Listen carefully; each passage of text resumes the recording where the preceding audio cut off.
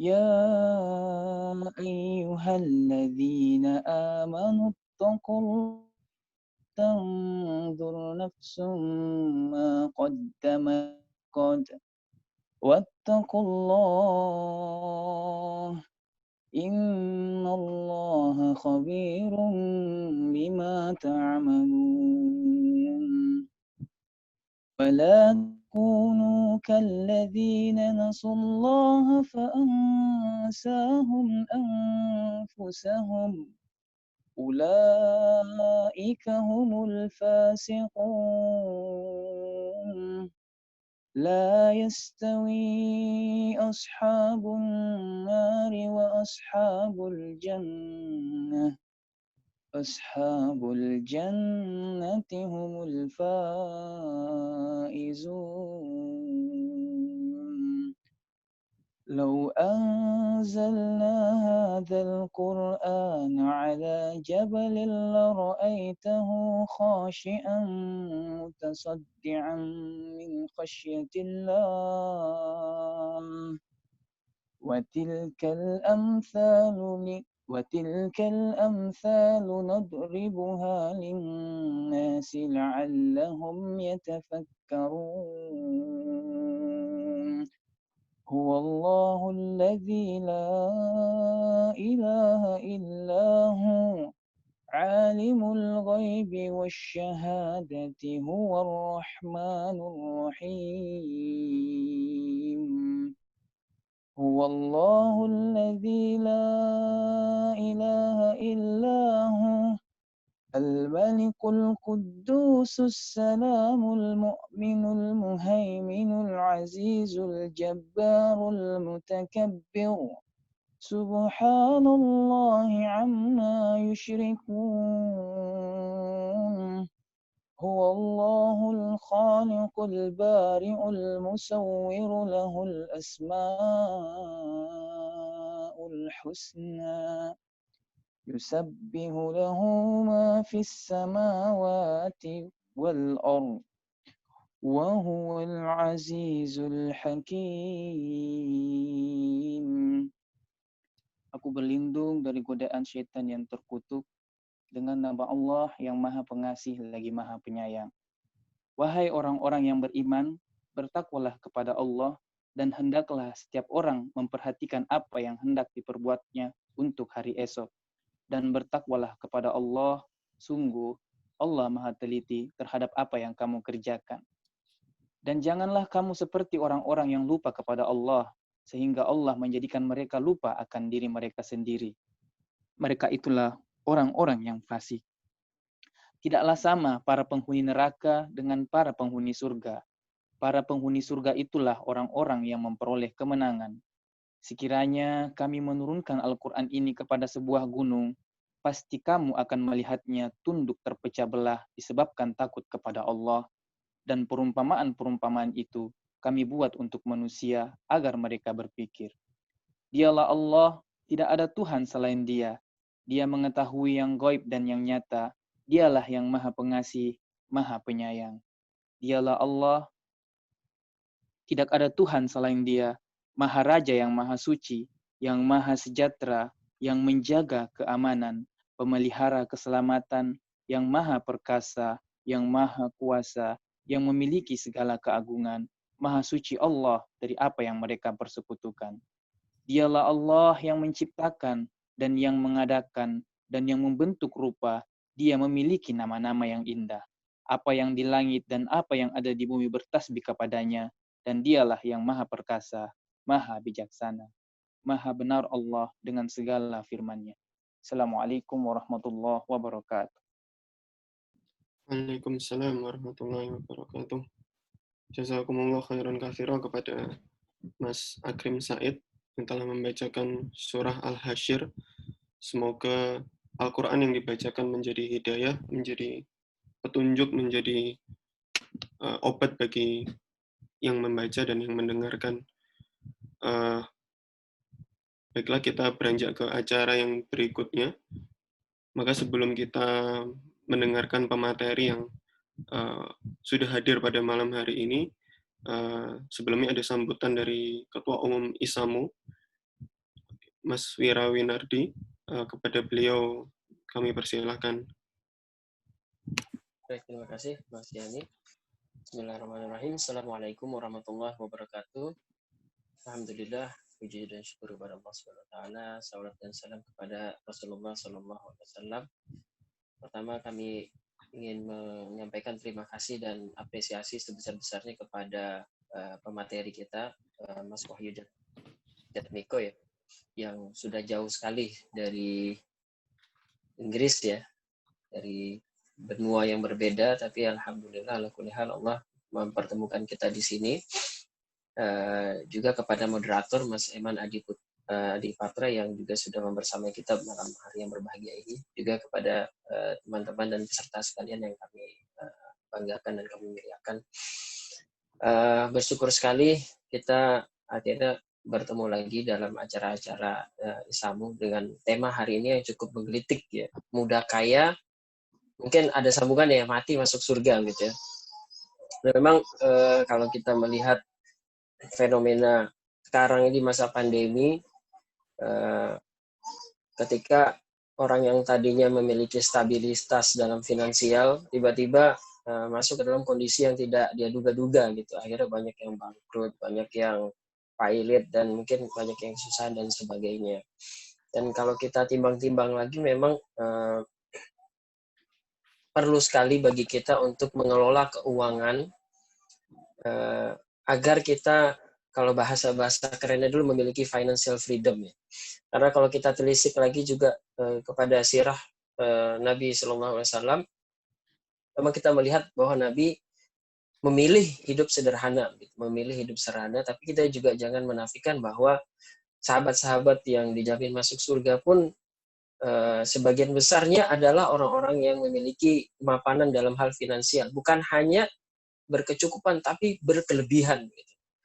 Sehingga yang menarik adalah bagaimana kita nanti sebagai anak-anak muda ini memiliki mindset bahwa kaya itu atau harta itu harus bisa kita konversikan menjadi amal soleh gitu ya.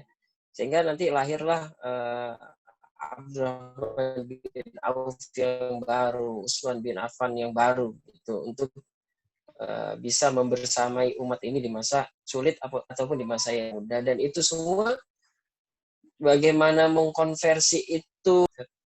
Sehingga bab yang paling penting sekarang adalah bagaimana kita bisa masuk dari fase yang tadinya kita mungkin belum berkelebihan atau belum berkecukupan, kemudian kita masuk ke fase itu. Jadi dari fase kita yang sekarang, kita masuk ke fase berkecukupan, kemudian berkelebihan, dan baru kita bisa mengkonversi tadi harta kita tadi untuk kepentingan umat. Sehingga harta itu, mindset kita bukan untuk berfoya-foya, bukan untuk kita habiskan tanpa ada manfaat, tetapi bisa membersamai kita di akhirat dengan kita konversikan menjadi amal soleh. Dan alhamdulillah Allah takdirkan hari ini sudah hadir bersama kita Mas Wahyu Jatmika, ya, kandidat PhD Islamic Finance di Durham University ya, Masya Allah. Bahkan yang sekarang berkembang Islamic Finance itu bukan di negara-negara Islam, tetapi di Inggris gitu. Dan saya juga mendengar banyak sekali kampus-kampus di Inggris yang punya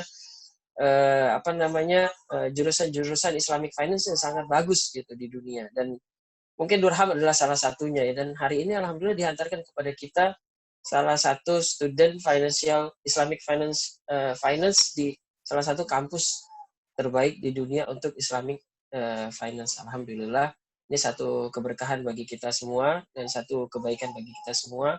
Mari kita sama-sama memaksimalkan nanti kehadiran pemateri kita Mas Wahyu di sini agar memberikan kepada kita semua insight-insight dan mindset yang insya Allah akan berguna bagi kita. Kalaupun tidak sekarang, insya Allah di masa yang akan datang sangat bermanfaat bagi kita.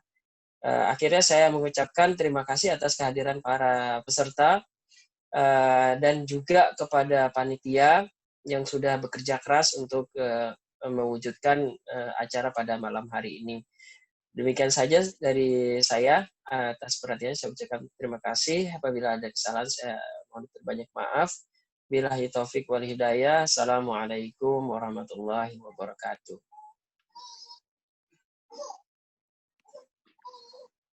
Waalaikumsalam warahmatullahi wabarakatuh.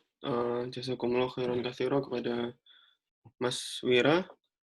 Baik, mungkin tidak perlu berlama-lama lagi kita agar kita bisa mampu mendengar manfaat dari uh, diskusi atau mungkin penyampaian materi dari Mas Wahyu Jatmiko tentang topik kita pada malam hari ini yang menurut saya cukup menarik ya, muda kaya masuk surga ya.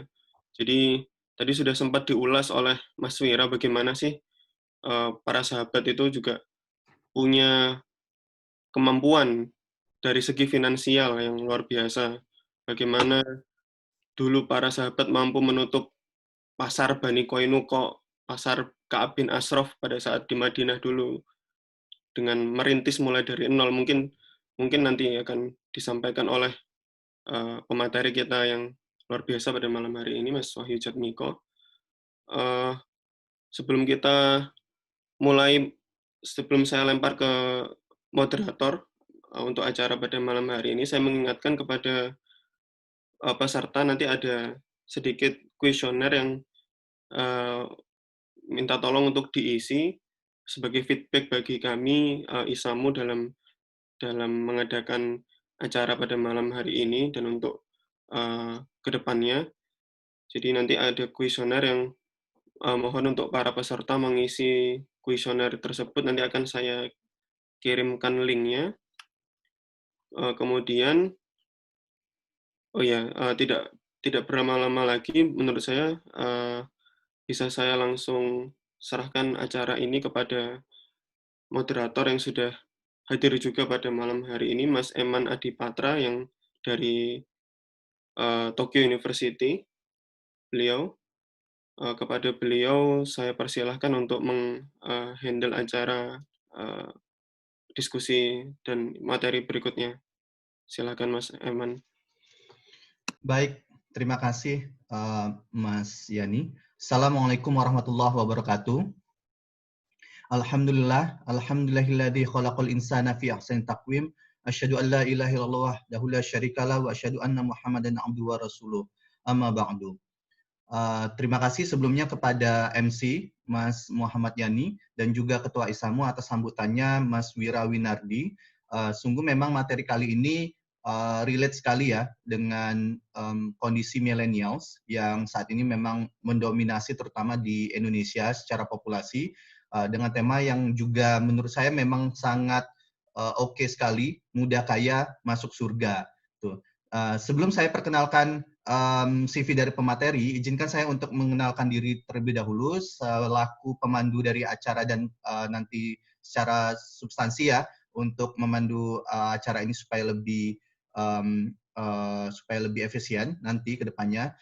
Saya sendiri sekarang sedang berkuliah di Todai, Tokyo University, mengambil di Public Policy dan terkait dengan materi ini, kita sekarang di PPI itu sedang aktif-aktifnya untuk mengembangkan program financial literacy. Karena kita lihat sekarang hanya 30% dari penduduk Indonesia itu yang memahami mengenai melek tentang finansial ya. Dan kita sekarang sedang bekerja sama di Tokyo khususnya untuk program tersebut, bekerja sama dengan KBRI dan juga BNI Tokyo untuk mendesain produk dan juga program terkait dengan financial literacy. Dan kali ini memang materinya adalah muda kaya. Ini pertanyaannya adalah kenapa harus muda? Sudah muda harus kaya gitu ya nanti ya. Itu juga nanti jadi bahan dari pemateri juga apakah kaya itu sudah bisa sih dari muda atau enggak gitu, ataukah dalam umur-umur tertentu, dan juga bagaimana kaitannya dengan masuk surga. Seperti dari tadi Mas Wira juga sudah menyinggung bahwasannya kalau memang unsur ukuran kemuliaan itu diukur dari harta atau dari kaya atau dari wealthy, tentunya kita juga sudah sangat paham bahwa Korun sudah pasti paling mulia di antara manusia karena Korun adalah orang yang paling kaya pada saat itu. Tapi kemuliaan bukan dilihat dari situ, dan Rasulullah juga mengajarkan bagaimana kesederhanaan. Dan inilah mungkin nanti materinya yang sedikit menggelitik nanti bisa dikupas oleh Mas Wahyu Jatmiko ke depan untuk kita bersama. Dan saya perkenalkan terlebih dahulu, Mas Wahyu Jatmiko ini memang sangat kompeten sekali untuk membahas terkait dengan materi kita kali ini, karena beliau itu sangat memahami terkait dengan financial products ya.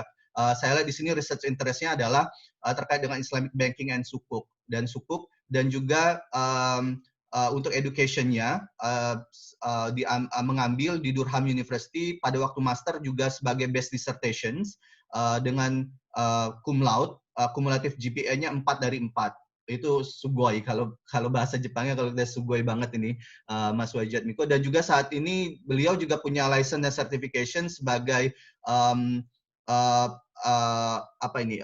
Descriptor D1 of the UK Professional Standards Framework for Teaching and Supporting Learning in Higher Education, dan juga Credential ID PR 177243. Dan juga untuk working experience, Mas Wahyu Jatmiko sekarang juga sebagai postgraduate research teacher dengan teaching responsibility, yaitu corporate finance seminar untuk postgraduates dan quantitative methods untuk undergraduates. Dan juga beliau juga banyak sekali terlibat di research area di UI dan juga di berbagai organisasi di Indonesia, baik diundang maupun sebagai speakers maupun untuk menulis berbagai publikasi. Salah satu publikasi yang sangat menarik di sini adalah terkait dengan ekonomi kurban, salah satunya. Terus kemudian bagaimana di sini terkait dengan pariwisata halal yang juga merupakan research interest beliau, dan juga terkait dengan banking. Jadi nanti untuk teman-teman, saya tahu dan sangat sadar bahwasanya kita di sini terdiri dari banyak profesi ya, umur dan level of knowledge Mas Jatmiko mungkin nanti perlu dikonsider juga mengenai materi, bagaimana nanti materinya bisa masuk ke semua golongan. Dan untuk rules dari pertanyaan, nanti silakan teman-teman untuk mengetikkan pertanyaannya di chat. Kemudian nanti akan kita pilih, dan kalau misalnya nanti ada konfirmasi akan kita buka untuk sesi langsung ya, direct questions. Dan materi kita buka Mas Jatmiko untuk 30 menit sampai dengan 20.50, dan Q&A-nya 60 menit sampai 21.50. Mungkin itu dari saya. Saya langsung serahkan kepada Mas Wahyu Jatmiko untuk memberikan presentasinya. Terima kasih. Terima kasih Mas Eman. Assalamualaikum warahmatullahi wabarakatuh. Saya izin share screen terlebih dahulu.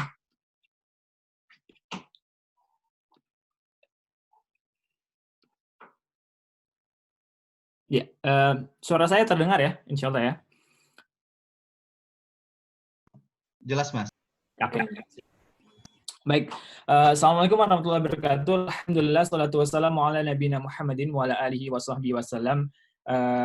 Puji syukur pada Allah Subhanahu wa Ta'ala yang telah memberikan begitu banyak nikmat kepada kita. Salah satunya adalah nikmat untuk bisa bertemu secara virtual gitu ya di tengah kondisi pandemi ini. Juga sholawat serta salam tercurah pada junjungan kita Nabi besar Muhammad Sallallahu Alaihi Wasallam. Sebelumnya saya ingin mengucapkan terima kasih banyak kepada yang saya hormati Mas Wira ya, selaku Ketua Umum ISAMU, tadi juga Mas Eman selaku moderator, Mas Yani selaku MC, Mas Akrim ya tadi ya yang tilawah begitu kan.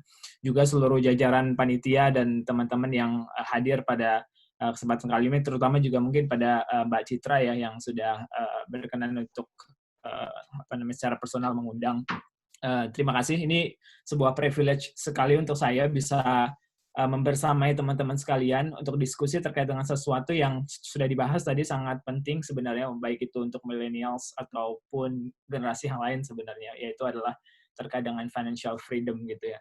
Kalau tadi yang disebutkan adalah topiknya judulnya sangat menggelitik gitu ya, muda, kaya, masuk surga begitu kan ya. Itu memang saya sendiri agak serem gitu ya untuk membawakan materi terkait dengan hal tersebut gitu ya, karena pada kesempatan lainnya jujur saya tidak akan memberikan tips yang bisa membuat teman-teman langsung tiba-tiba kaya begitu kan, atau kemudian memberikan obat yang teman-teman yang sudah tidak muda lagi menjadi muda lagi gitu kan, atau kemudian apalagi memberikan garansi agar kemudian teman-teman bisa langsung masuk surga. Tidak ke sana arah apa yang ingin saya share di sini bersama teman-teman sekalian. Saya hanya ingin sedikit mungkin mengingatkan gitu ya, bagi teman-teman yang sudah belajar terkait dengan ini, dan bagi yang belum belajar mungkin kita bisa sama-sama belajar saat ini untuk mengetahui terkait dengan personal finance dalam konteks Islamic perspektif gitu ya. Itu saja sudah. Nanti slide yang akan saya bahas hanya 3-4, sisanya adalah appendix. Nanti kalau ada pertanyaan secara lebih detail bisa kita bicarakan. Nah, outline saya simple, hanya 2 ini. Yang pertama saya akan mencoba untuk membahas terkait dengan konsep harta dan kaya dalam Islam. Karena kalau kita tidak membahas ini dulu sebelum kita masuk ke mengelola keuangan kita, maka kita bisa jadi misguided nantinya. Kita menganggap harta sebagai apa, sedangkan Allah menyuruhnya sebenarnya kita harusnya menganggap harta sebagai apa. Kaya definisi kita apa, sedangkan Islam mendefinisikan kaya apa. Gitu. Kalau kita tidak clear dalam konteks konsep harta dan kekayaan ini, maka kita bisa misguided. Setelah itu, baru kemudian kita bisa masuk nanti sedikit membicarakan tentang bagaimana sih caranya mengelola keuangan sesuai dengan syariah, begitu ya. Nah, saya masuk dulu ke konsep harta, begitu ya. Konsep harta, kenapa ada begininya? Saya nggak tahu tuh. Konsep harta di Islam gitu itu sangat kaitannya sangat erat sekali dengan ketauhidan sebenarnya. Tadi Mas Akrim ya, kalau nggak salah sudah membacakan juga pas banget ayatnya gitu kan di 3 ayat terakhir surat Al-Hasyr gitu ya. Mungkin 2 ayat terakhir ayat ke-23 tadi bahkan ya huwallazi la ilaha illa huwallahu allazi la ilaha illahu al-malikul quddusus salamul mu'minul muhaiminul azizul jabbarul mutakabbir dan seterusnya begitu kan. Itu memberikan salah satu beberapa gitu kan nama Allah yang kemudian bisa kita pahami sebagai tauhid asma wa sifat, dan juga sebenarnya tauhid yang sifatnya rububiyah begitu. Salah satunya adalah Allah itu adalah al-mulk. Dia yang menguasai segala sesuatu. Juga Allah adalah yang menciptakan. Dia Rabb kita, begitu kan ya. Dan ini kemudian kalau misalnya kita derive ke pembahasan terkait dengan harta, dalam Islam yang perlu kita pahami adalah harta itu walaupun kita memegangnya, kita memposesnya begitu ya, tapi kemudian harta tersebut bukan milik kita secara absolut. Gitu. Itu suatu hal yang perlu kita garis bawahi begitu kan ya. Kita mungkin lebih tepatnya memiliki amanah untuk menjaga dan mengelola harta tersebut begitu, bukan memiliki secara absolut. Mungkin teman-teman bisa memikirkan terkait dengan seorang manajer lah di perusahaan tertentu. Misalnya manajer di Amazon gitu. Mungkin di Jepang juga terkenal begitu Amazon. Ketika kita menjadi manajer keuangannya misalnya, bukan berarti walaupun kita punya begitu banyak uang di Amazon tersebut, uang itu bisa kita spend, kita gunakan semau kita gitu. Kita menggunakannya sesuai dengan apa yang diinginkan, quote and quote, dari pemiliknya, Jeff Bezos misalnya. Jeff Bezos ya tentu tidak daily dia mengatakan ini buat ini tidak. Tapi kemudian secara umum sudah kita dapatkan bahwa tujuan dari perusahaan itu untuk ini, gitu. Jadi kita menggunakan uangnya itu untuk memenuhi tujuan perusahaan tersebut, begitu ya. Begitu pula ketika kita merefleksikan itu ke dalam konsep harta dalam Islam. Kita sebagai manusia itu dititipkan harta oleh Allah Subhanahu wa taala untuk dikelola gitu kan, untuk kebermanfaatan kita, namun juga bukan hanya untuk kita, tapi kebermanfaatan orang atau society secara luas. Maka dari itu konsep ownership dalam Islam dalam konteks harta itu sangat penting sekali. Konsekuensi lainnya dari ownership ini adalah apa yang kita gunakan, apa yang bahkan yang kita dapatkan dan kemudian kita spend itu akan dimintai pertanggungjawabannya, accountability. Kalau misalnya di perusahaan tadi di Amazon gitu kan, setiap tahun teman-teman kalau misalnya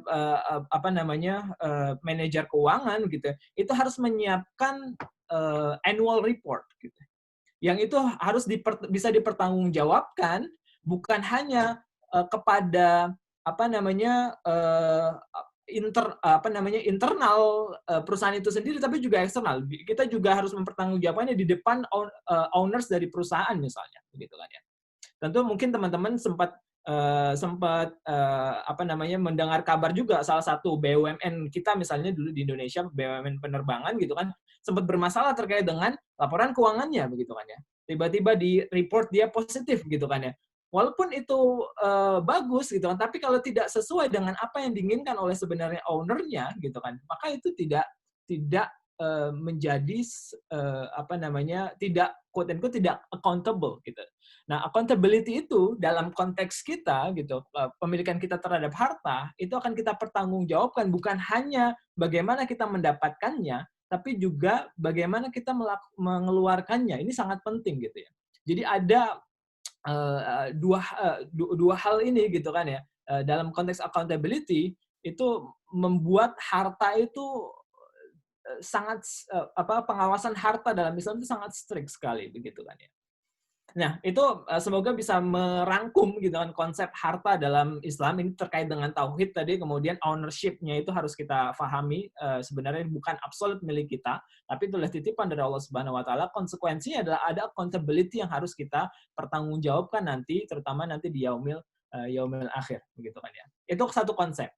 Konsep kedua adalah konsep tentang kaya. Ini tadi dibahas terkait dengan kaya, bisa nggak sih dari muda kaya dan segala macamnya gitu. Pertanyaannya kaya itu apa gitu. Kalau dalam bahasa Arab ghani gitu ya, itu memang punya beberapa definisi. Saya baru buka kamus Al-Munawwir misalnya, itu ada 4 definisi gitu. Definisi pertama memang dia kaya itu banyak hartanya gitu ya. Rich gitu. Itu konsep ghani dalam Islam.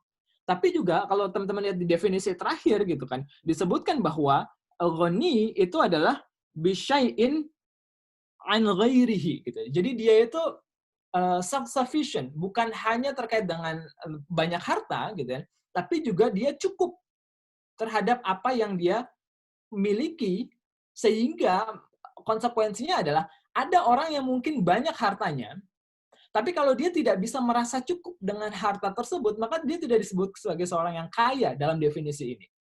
Semoga bisa difahami ya. Sebaliknya, orang yang mungkin hartanya biasa-biasa saja gitu ya, tapi dia bisa merasa cukup dengan apa yang dia milikinya dan bisa mengelola harta tersebut, ya kan, sehingga mencukupi kebutuhan dia, maka dia disebut sebagai orang yang kaya, ghani dalam konteks ini.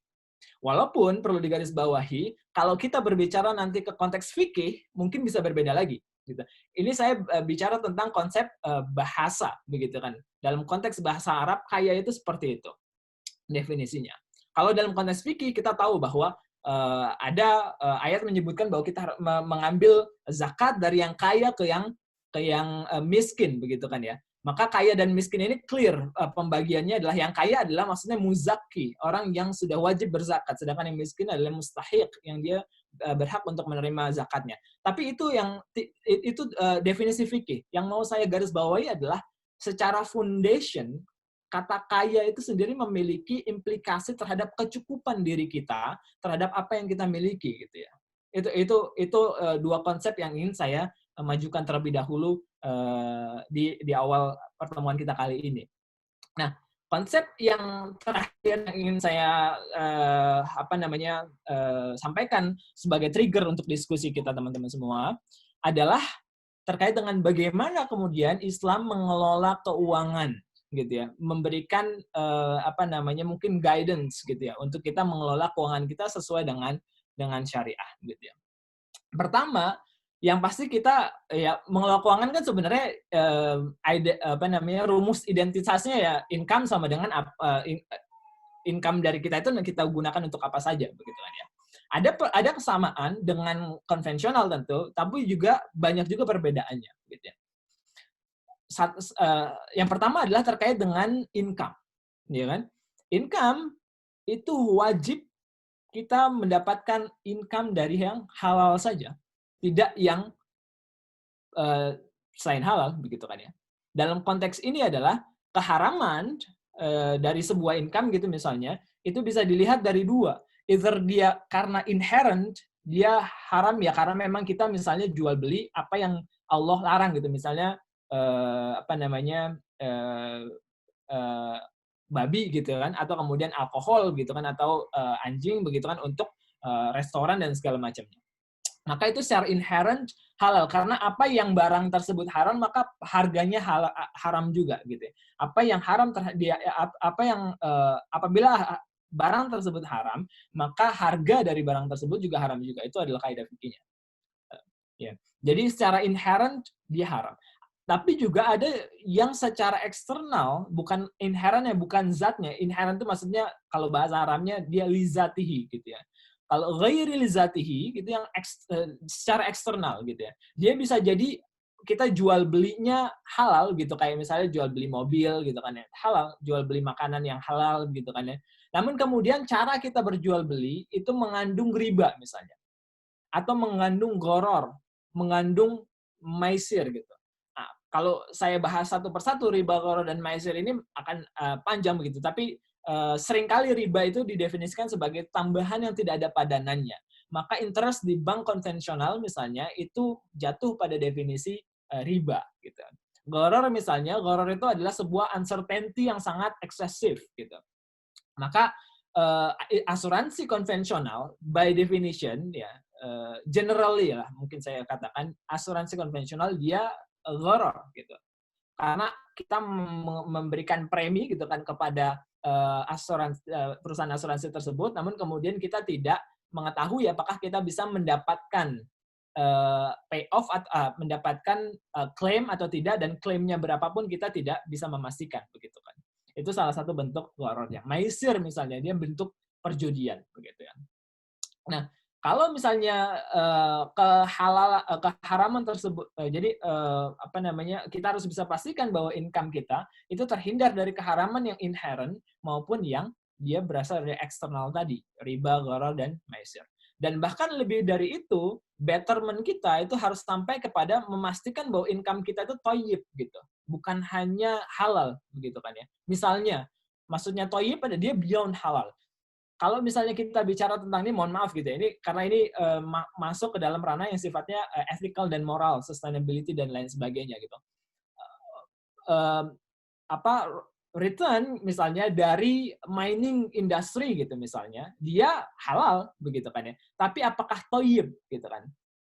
Given atau efek negatif yang ditimbulkan oleh mining industry tersebut terhadap lingkungan misalnya gitu. Itu udah sampai kepada tahapan thayyib gitu. Seorang ditawari mau masuk ke mining industry nggak mau karena dia takut efek tersebut gitu. Padahal secara default halal begitu untuk bisa masuk ke sana. Tapi dia mau masuk ke arah yang lebih dari itu, yaitu thayyib gitu kan ya. Beyond itu. Dia memasukkan etika, memasukkan moral dan lain sebagainya.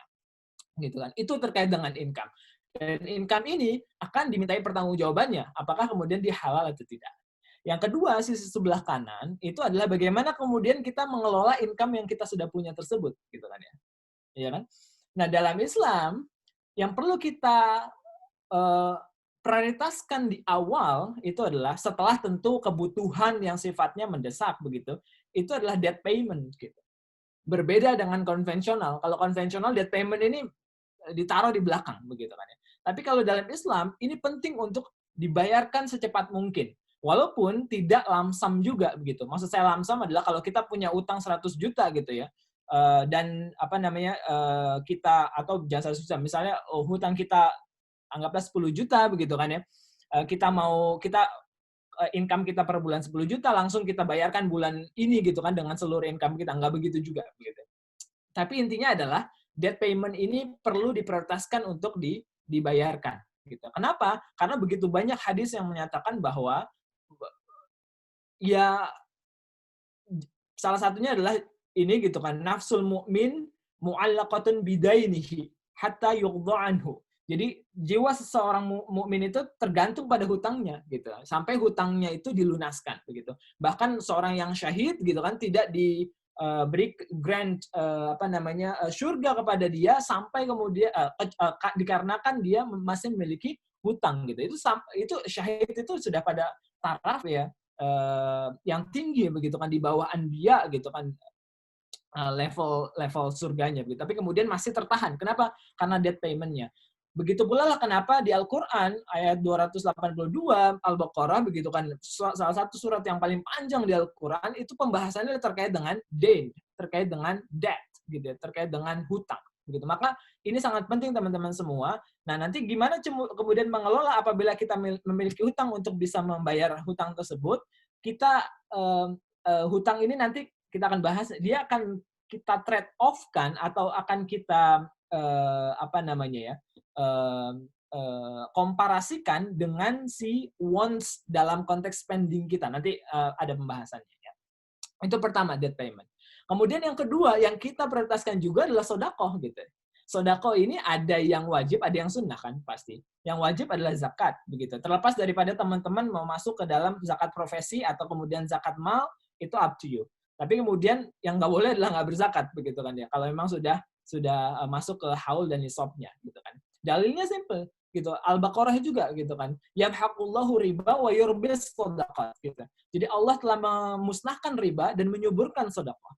Kenapa kemudian ini penting? Karena hitung-hitungan konvensional menyatakan bahwa sedekah itu mengurangi harta kita gitu ya. Padahal tidak. Menurut Islam dia menyuburkan harta kita. Artinya apa? Mungkin kita terlihat mengurangi saat ini, tapi kemudian Allah akan berikan keberkahan, itu satu. Yang kedua, Allah akan berikan lagi harta yang lebih banyak setelahnya, begitu kan. Itulah definisi dari wa yurbis shadaqat gitu ya. Allah menyuburkan tadi sedekah gitu ya.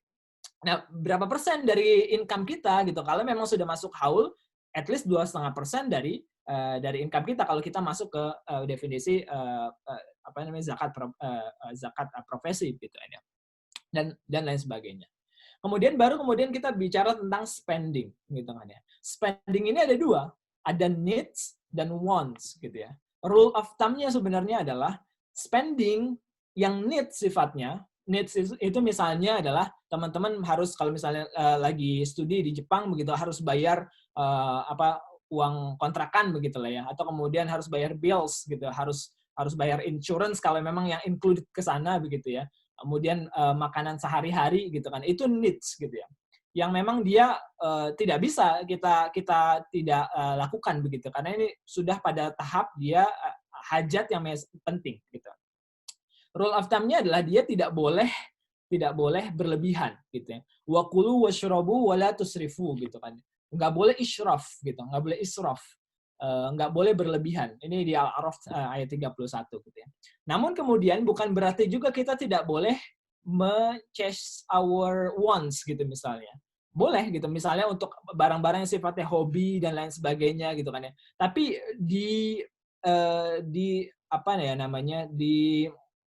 usahakan dia tidak lebih dari 25-30% dari pendapatan kita gitu ya. Nah, 25 dari 30% ini yang maksud saya tadi, itu dia bisa di trade off dengan debt payment itu. Kalau misalnya kita punya debt, kita harus mau untuk mengorbankan wants kita untuk membayar debt payment kita gitu. Jadi 20-25% dari pendapatan kita bisa kita gunakan untuk debt payment, dengan catatan wants kita itu tidak kita turuti dulu di periode singkat yang pembayaran debt yang kita punya tersebut gitu ya. Itu terkait dengan spending secara umum. Nah, sisanya sebenarnya bukan sisanya, karena ini seharusnya yang menjadi persentase yang sudah kita tentukan juga begitu. Yaitu adalah sekitar 20% itu masuk ke savings and investment kita gitu. Ini sangat penting. Savings, apalagi tadi sudah disampaikan ya, banyak orang yang ketika terjadi shock di ekonomi, kayak misalnya saat ini, begitu kan ya, itu dia tidak punya simpanan uang untuk kemudian bisa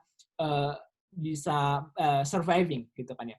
Kalau mereka berada di negara-negara so-called negara maju yang dia welfare state misalnya, mungkin negara akan menanggung gitu ya. Tapi bagaimana kemudian di negara kita tercinta misalnya, yang belum social security-nya, Mas Eman mungkin lebih paham terkait dengan ini, tidak lebih baik, belum sampai pada level itulah maksudnya.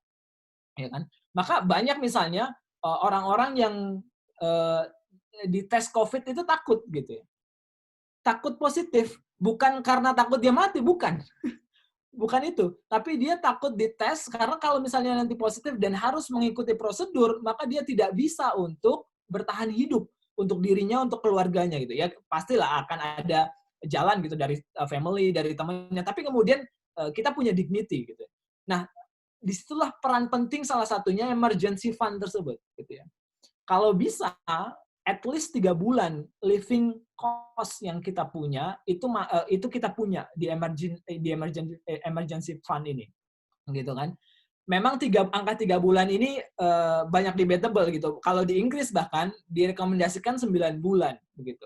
9 bulan living allowance. Di beberapa tempat US kalau nggak salah dia 6 bulan dan sebulan. Itu berbeda-beda. Saya nggak tahu kalau di Jepang mungkin nanti bisa diskusi begitu. Tapi bottom line-nya adalah emergency fund ini penting gitu. Banyak shock di ekonomi yang kita nggak tahu kapan datangnya. Apalagi masa-masa 21st century ini kan akan banyak sekali shock gitu. Geopolitik sangat buruk begitu kan dan lain sebagainya. Dan itu satu hal yang perlu kita prioritaskan di savings. Yang kedua adalah haji gitu ya. Ini penting sekali sebenarnya, gitu kan. Kita haji ini masuk ke dalam ranah rukun begitu. Dibandingkan kemudian kita berjalan-jalan ke tempat yang lain begitu kan ya. Kita harus memprioritaskan haji ini dulu begitu kan ya. Ya kan? Apalagi teman-teman yang di Jepang, saya kira sebagaimana teman-teman yang di UK itu sangat punya privilege sekali gitu kan untuk bisa berhaji muda begitu kan ya ketika sedang studi ini gitu ya. Di UK itu kita nggak perlu nunggu gitu kan, langsung berangkat ya. Memang tidak dapat subsidi sebagaimana di Indonesia, tapi privilege-nya adalah kemudian kita bisa berangkat lebih cepat. Dan tidak dapat kalau di Indonesia itu kan kita bayar 35 jutaan itu karena memang dia di subsidi setengahnya gitu, 35 juta yang lain oleh BPKH kalau sekarang begitu kan. Namun kalau di UK kita bayar 70 juta gitu ya, memang untuk bayar seluruh cost dari haji tersebut gitu ya. Maksud saya adalah bottom line-nya kita perlu memprioritaskan haji ini. To some extent beberapa ulama mengatakan bahwa bahkan dia harus lebih diprioritaskan dibandingkan dengan nabung untuk beli rumah gitu misalnya. Kenapa kemudian? Karena rumah kita bisa ngontrak. Tapi kemudian haji gitu kan itu wajib gitu ya. Bahkan rukun dari Islam itu sendiri gitu ya. Jadi dia perlu sekali diprioritaskan. Di savings ini juga health insurance itu penting. Makanya saya salah satu proponents gitu yang sangat mendukung BPJS kesehatan untuk semakin advance gitu ya. Karena social security yang semacam ini tuh dibutuhkan sekali begitu kan di setiap negara gitu, terutama negara muslim berkembang gitu. Nah, selanjutnya kalau misalnya kita sudah settle di emergency gitu kan ya, tidak harus settle juga maksudnya di haji tapi bisa simultan gitu ya, kita invest sedikit-sedikit juga di aset-aset yang menguntungkan gitu ya. Saya akan kalau nanti ada yang bertanya kita akan bahas terkait dengan apa saja investasinya gitu ya. Tapi yang ingin saya sampaikan adalah inti dari investasi tersebut gitu ya. Investasi itu harus punya tujuan, harus ada goal-nya. Jadi kita investasi untuk apa?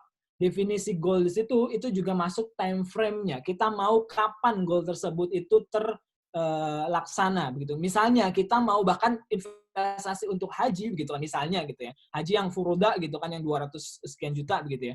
Kita tahu bahwa kita mau 5 tahun lagi dengan income kita sekarang gitu ya. Kita investasi di mana aja sih biar bisa nanti 5 tahun lagi kita ambil kita bisa berhaji. Itu investasi namanya. Jadi ada goal tertentu gitu kan ya.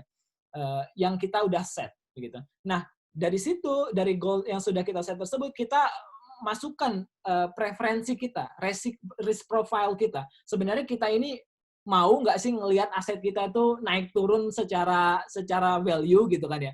Atau mau yang asik-asik aja gitu kan, agak naik dikit-dikit yang penting naik gitu kan. Nah, itu profil resiko yang sesuai dengan yang kita inginkan. Itu berpengaruh terhadap aset apa yang nanti perlu kita ambil. Kalau misalnya mau mau relax, mau sangat beresiko bisa masuk ke stok begitu. Tapi kalau mau agak resikonya diperendah masuk ke reksadana misalnya dengan lebih banyak sukuk di dalamnya misalnya gitu. Dan yang poin ketiga adalah diversifikasi. Jangan investasi hanya pada satu aset aja atau bahkan satu saham doang begitu, saham tertentu begitu, tidak begitu ya. Harus didiversifikasi. Jadi jangan menaruh apa namanya egg gitu ya, apa namanya, telur gitu dalam satu keranjang begitu kan, harus dipisah-pisah begitu ya. Dan yang paling penting juga adalah we need to start it now begitu ya. Kita nggak bisa menunggu-nunggu gitu kan,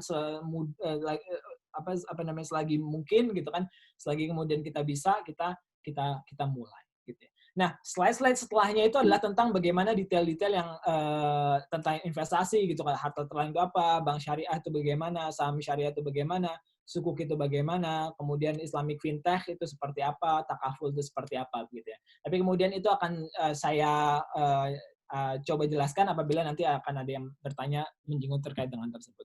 Itu dulu Mas Eman, sorry kalau misalnya agak lewat. Terima kasih. Ya, nggak apa-apa Mas, makasih banyak. Menarik sekali ya Mas ya, kalau terkait dengan financial planning. Mungkin teman-teman yang sudah punya pertanyaan, silakan di-list aja pertanyaannya, ditulis, diketik.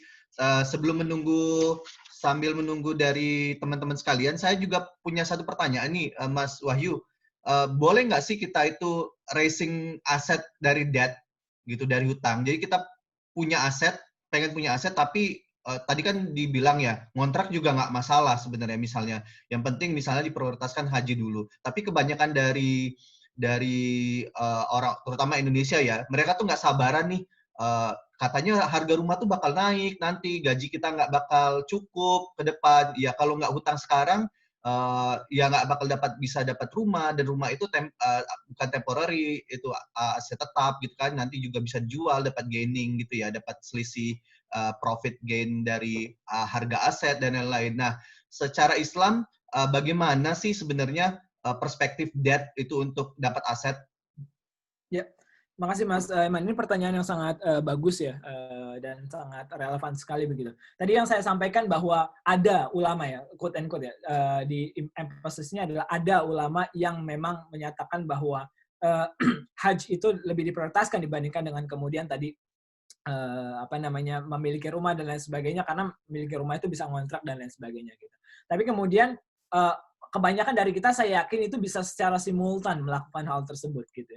Jadi tidak menjadi trade-off yang benar-benar binary gitu, 0 dan 1 begitu. Nah, pertanyaannya adalah memang yang menjadi tricky adalah ketika kita ingin membeli misalnya rumah begitu kan ya, tapi kemudian tidak bisa secara cash gitu ya, harus kemudian misalnya tadi berhutang terlebih dahulu, itu boleh atau tidak? Nah, kita harus lihat memang hutang itu tidak bisa digeneralisir hanya buruk saja selesai gitu. Tidak selamanya seperti itu. Jadi ada hutang yang memang sifatnya dia produktif gitu ya, dan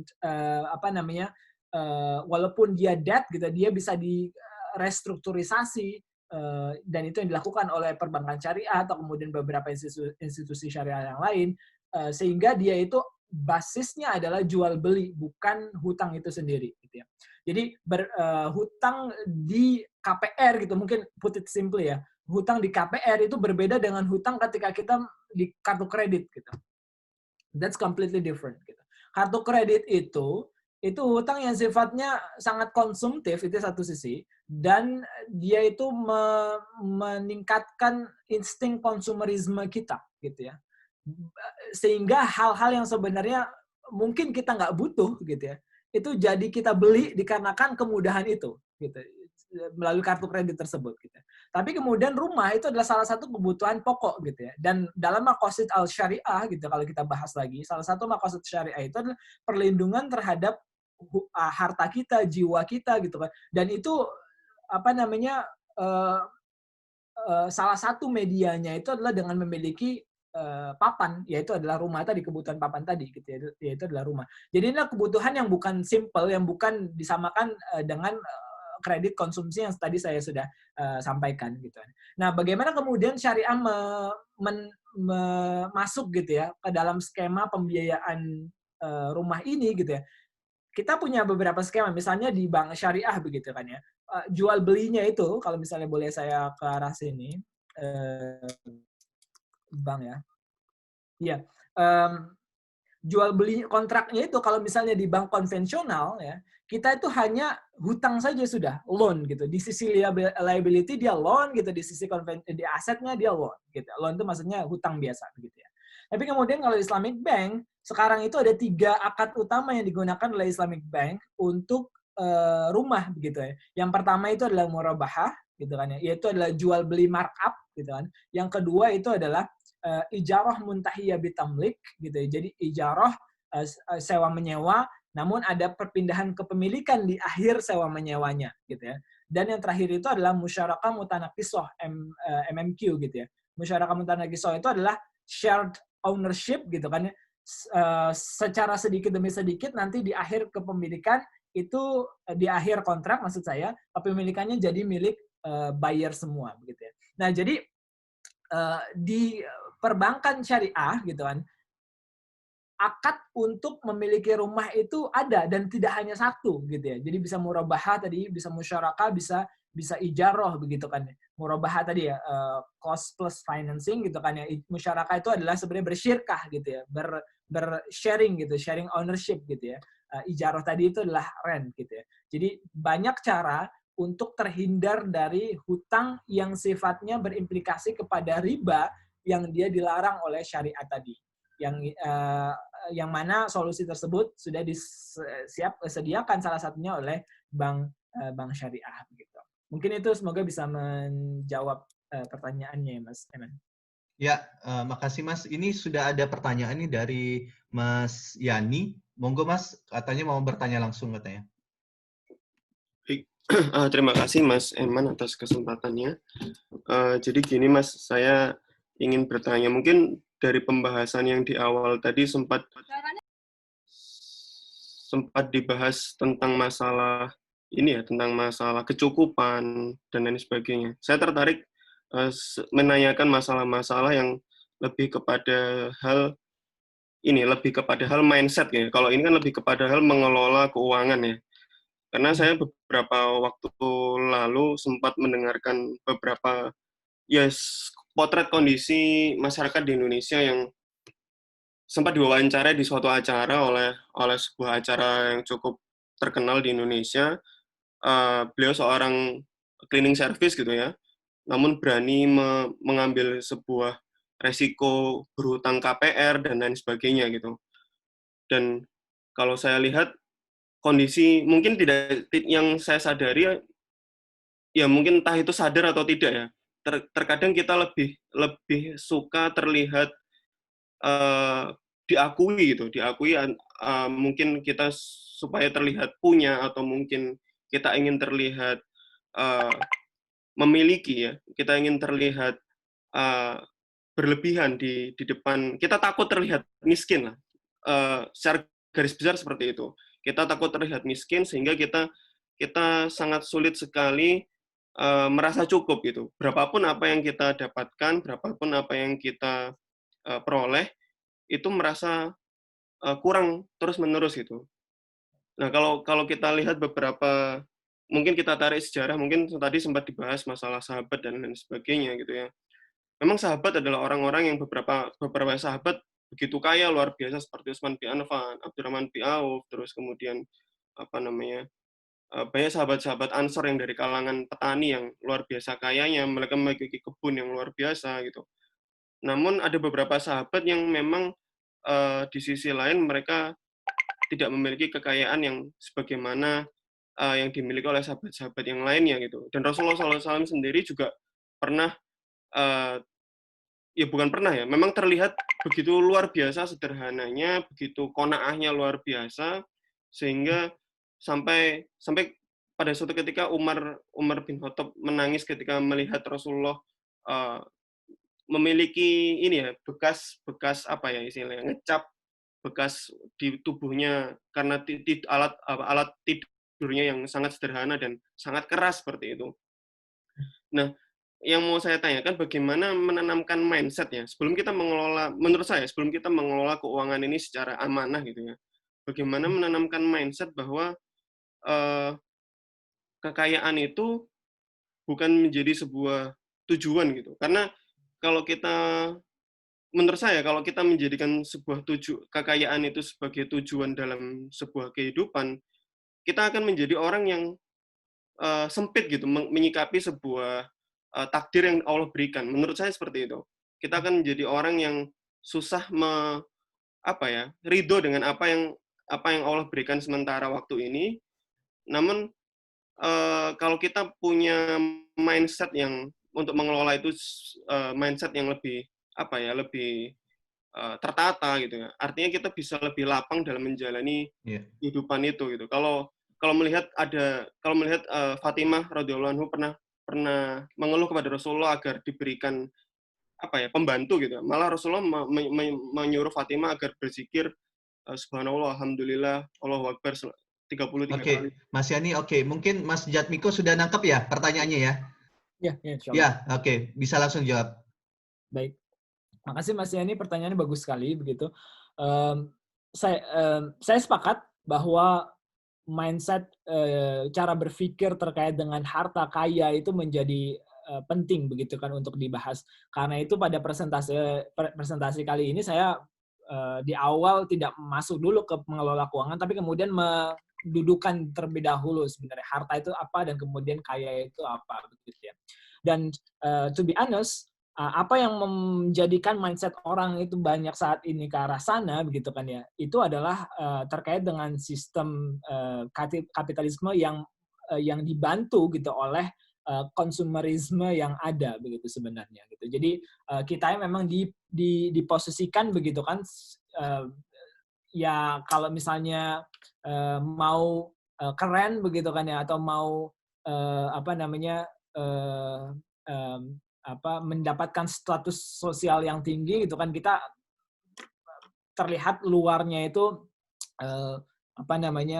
mewah gitu ya, tapi kemudian itu di fund dengan misalnya debt begitu kan ya, dengan hutang dan lain sebagainya gitu. Partly gitu kan karena memang narasi yang dibawa oleh sistem ekonomi yang ada saat ini, sistem bisnis yang ada saat ini adalah konsumerisme gitu. Jadi kita dituntut untuk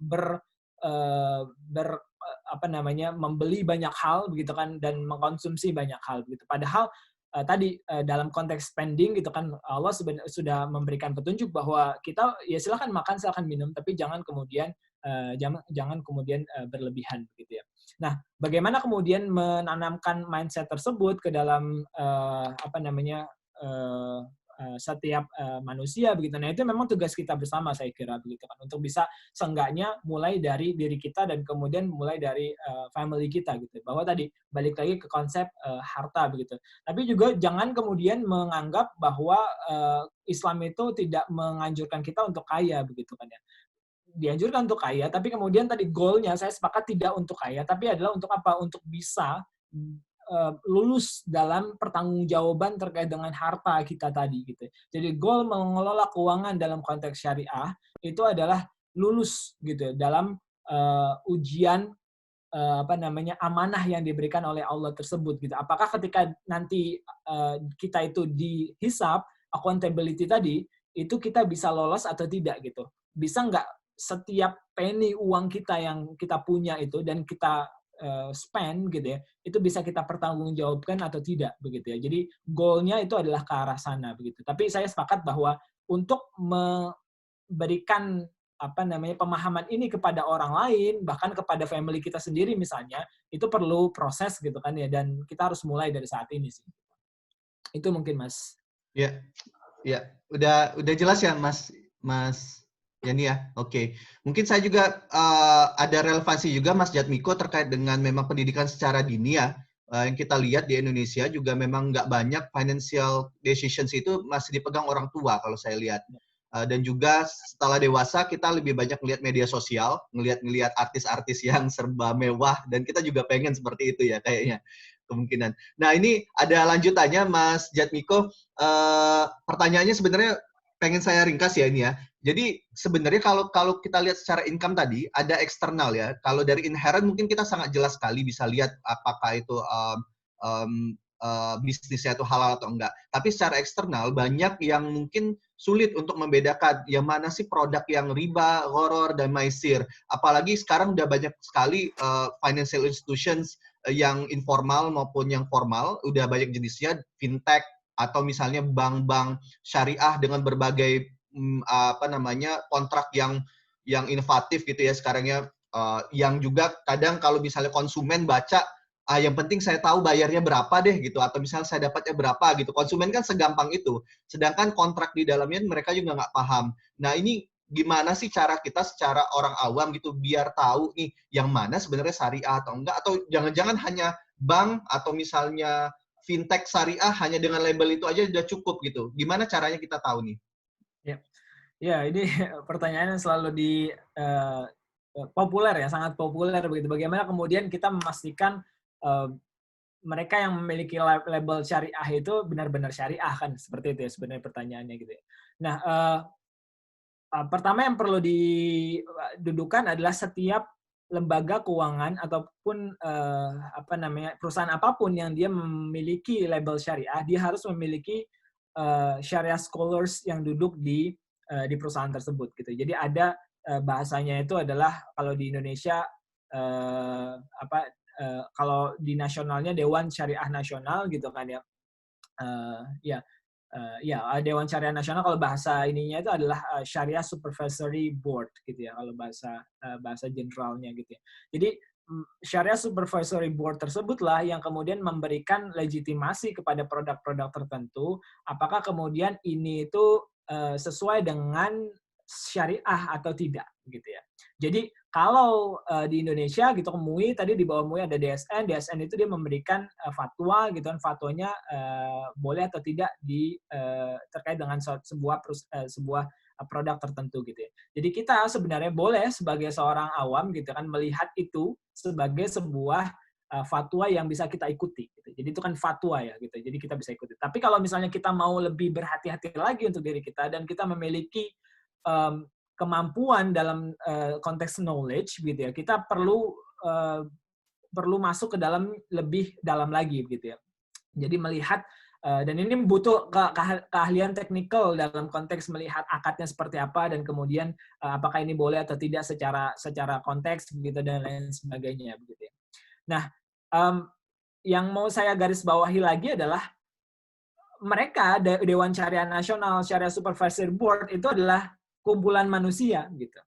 Walaupun mereka ulama so-called gitu ya. Dan mereka bisa benar, bisa salah. Sebagaimana fatwa bisa benar, bisa salah gitu ya. Dalam konteks ini tapi kita tidak tahu bahwa mana yang benar, mana yang salah gitu dalam konteks apakah benar ini syariah atau tidak begitu ya. Karena konteks syariah itu adalah derivasi, dia sifatnya adalah derived knowledge gitu ya, derive dari Al-Quran dan Sunnah, tapi kemudian fatwanya itu adalah produk manusia gitu. Al-Quran dan Sunnahnya itu produk Allah gitu ya, Allah yang kemudian kalamullah gitu, dan kemudian kalam Rasul, dan itu adalah maksum, dia benar, tapi kemudian ketika diturunkan ke dalam produk begitu, itu bisa jadi benar, bisa jadi salah karena interpretasi kita terhadap Al-Quran dan Sunnah tersebut kayak gitu. Makanya kita bisa lihat misalnya di Indonesia ada namanya Bayi Al-Innah gitu ya. Al-Innah itu adalah kita bahasanya itu adalah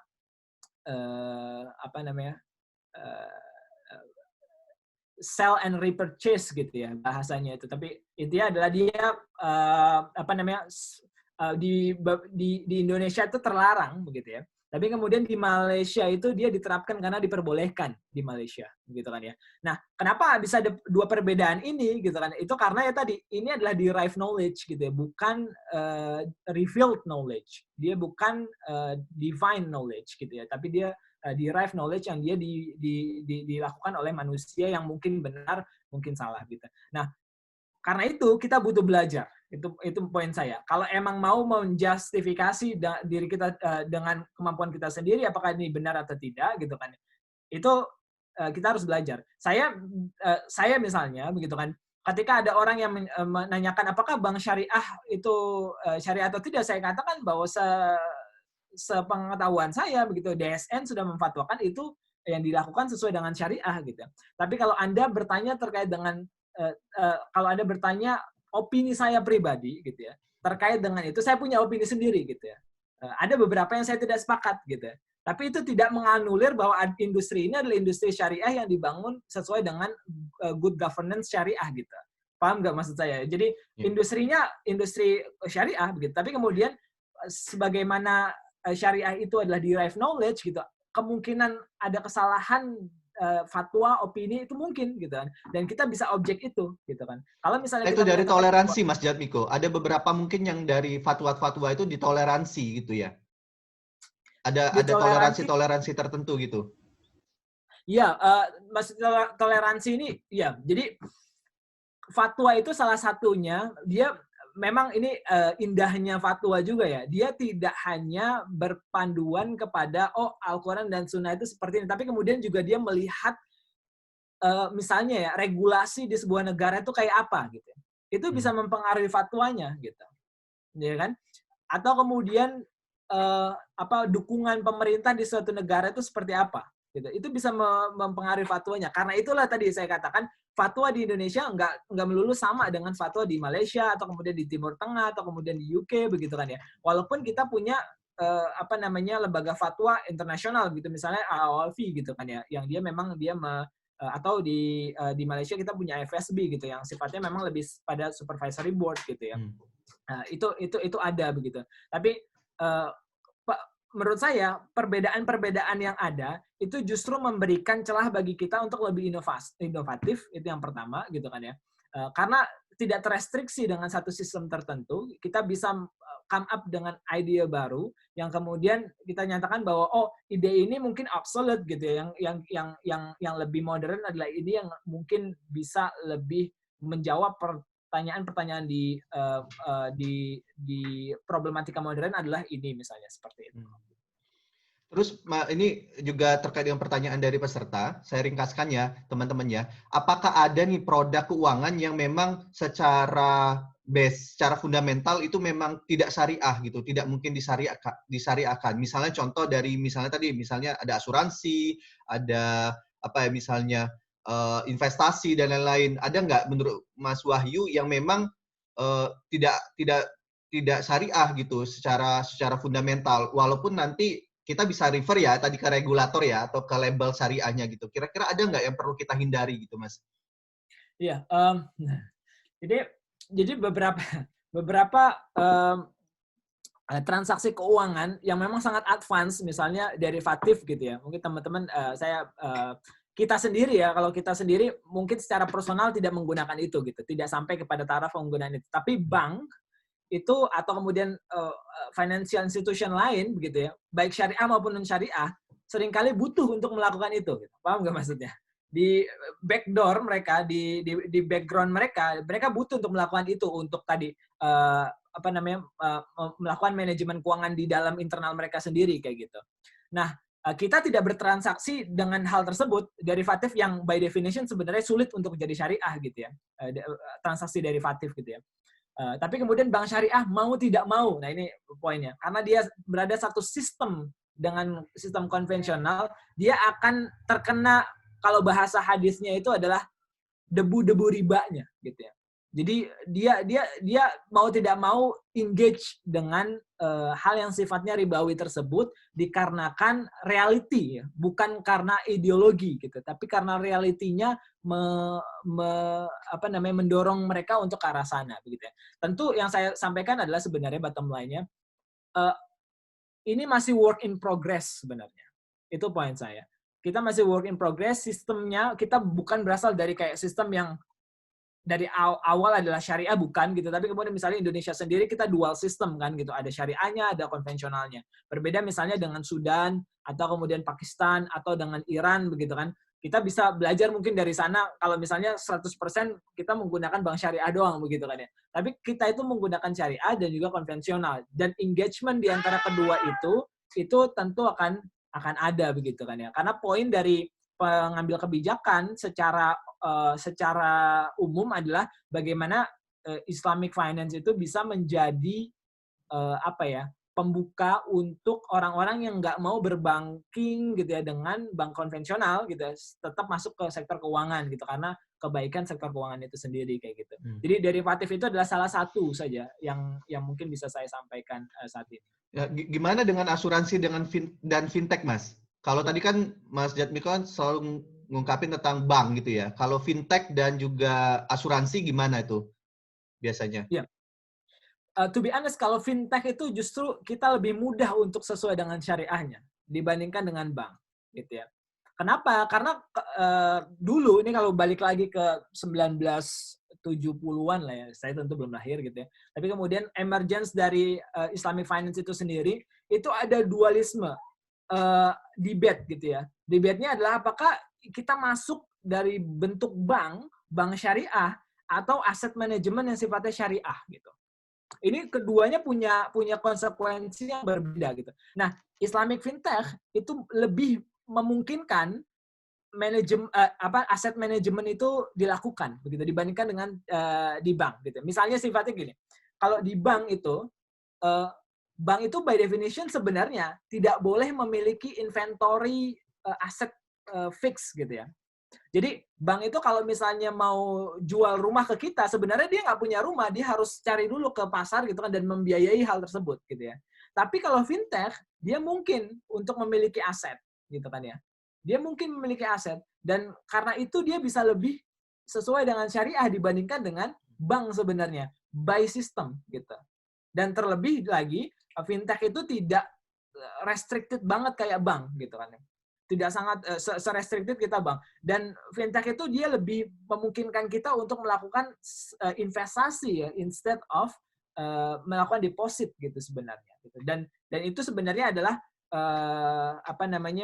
yang diinginkan oleh syariah itu sendiri gitu. Akad yang sifatnya adalah equity based, bukan debt based.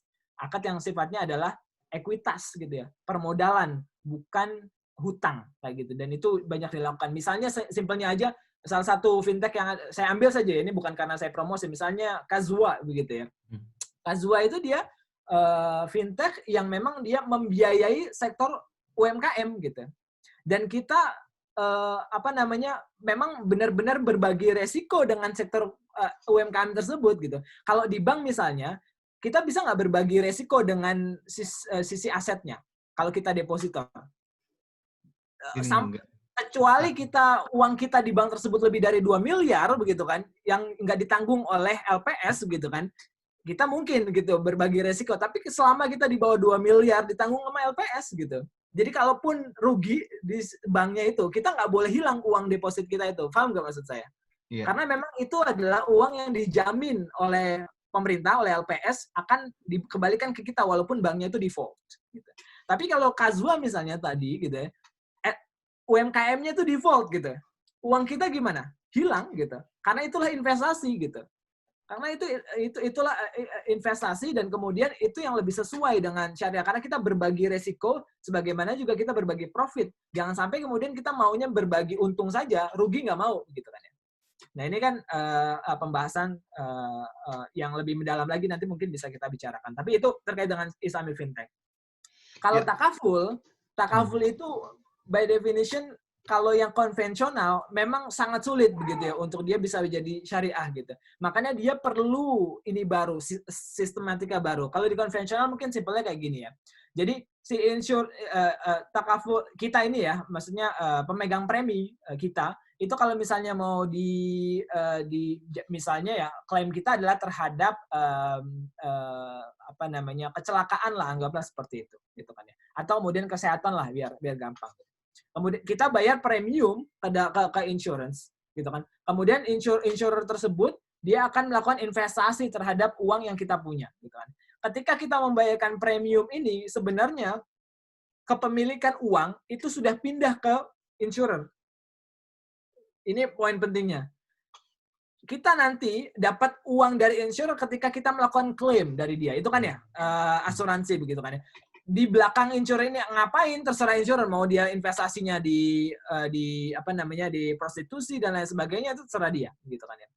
Nah kalau takaful berbeda karena kita nggak bisa mengadopsi sistem itu gitu. Karena takaful yang kita lakukan adalah bukan transaksi yang sifatnya for profit oriented, tapi dia lebih sifatnya kooperatif gitu.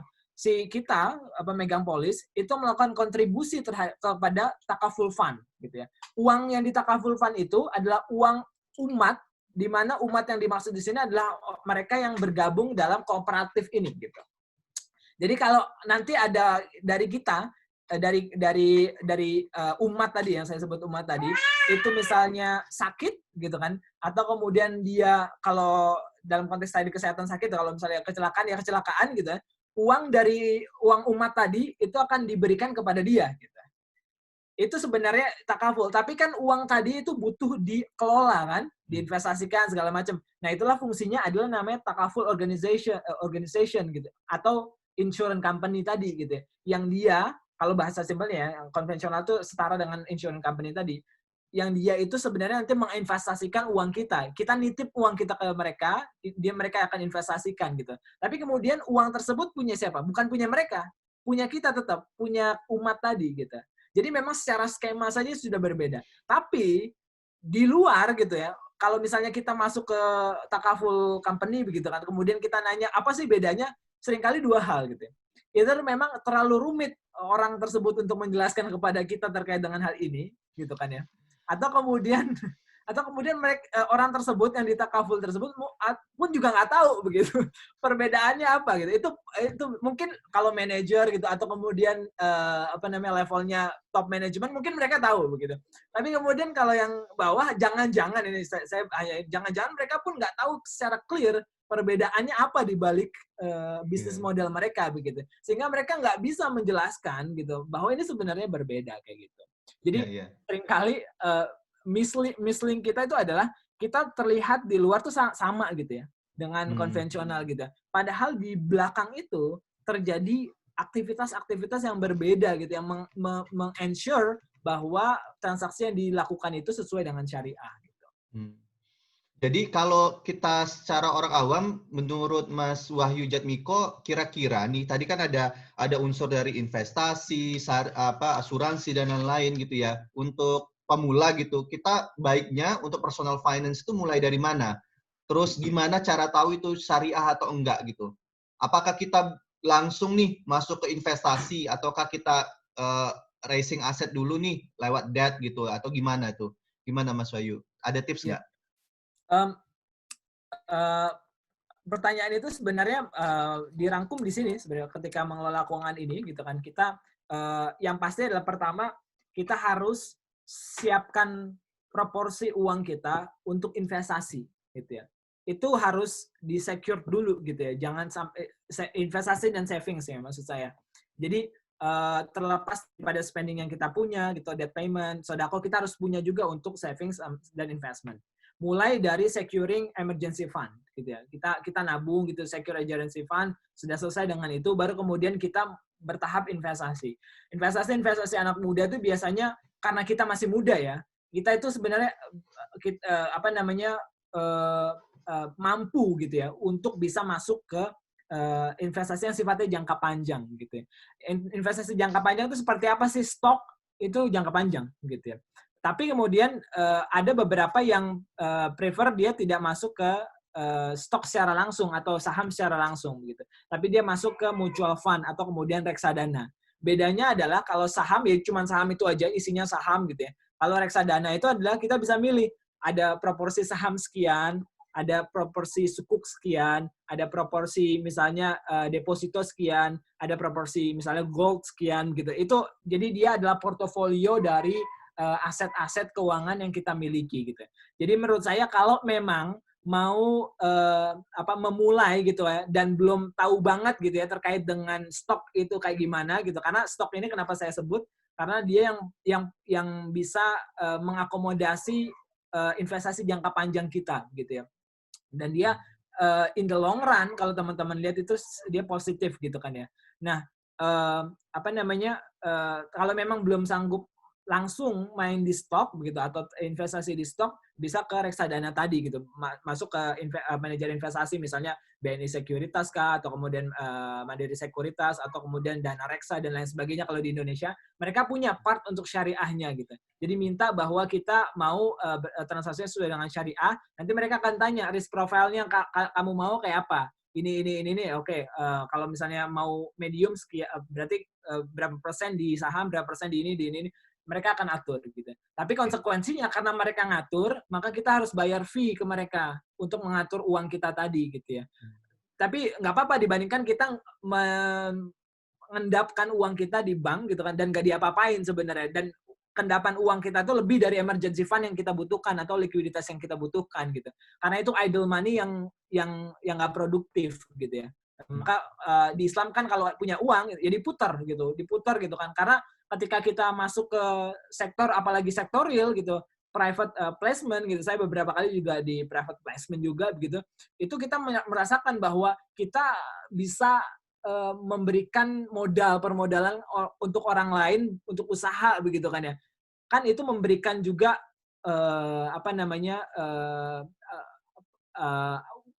sarana untuk orang lain mendapatkan penghasilan gitu, dan itu sebuah kemuliaan gitu dalam konteks Islam itu sendiri. Teman-teman bisa masuk ke arah sana gitu dengan secara langsung, tapi ini resikonya lebih tinggi dibandingkan dengan teman-teman misalnya masuk ke tadi mutual fund.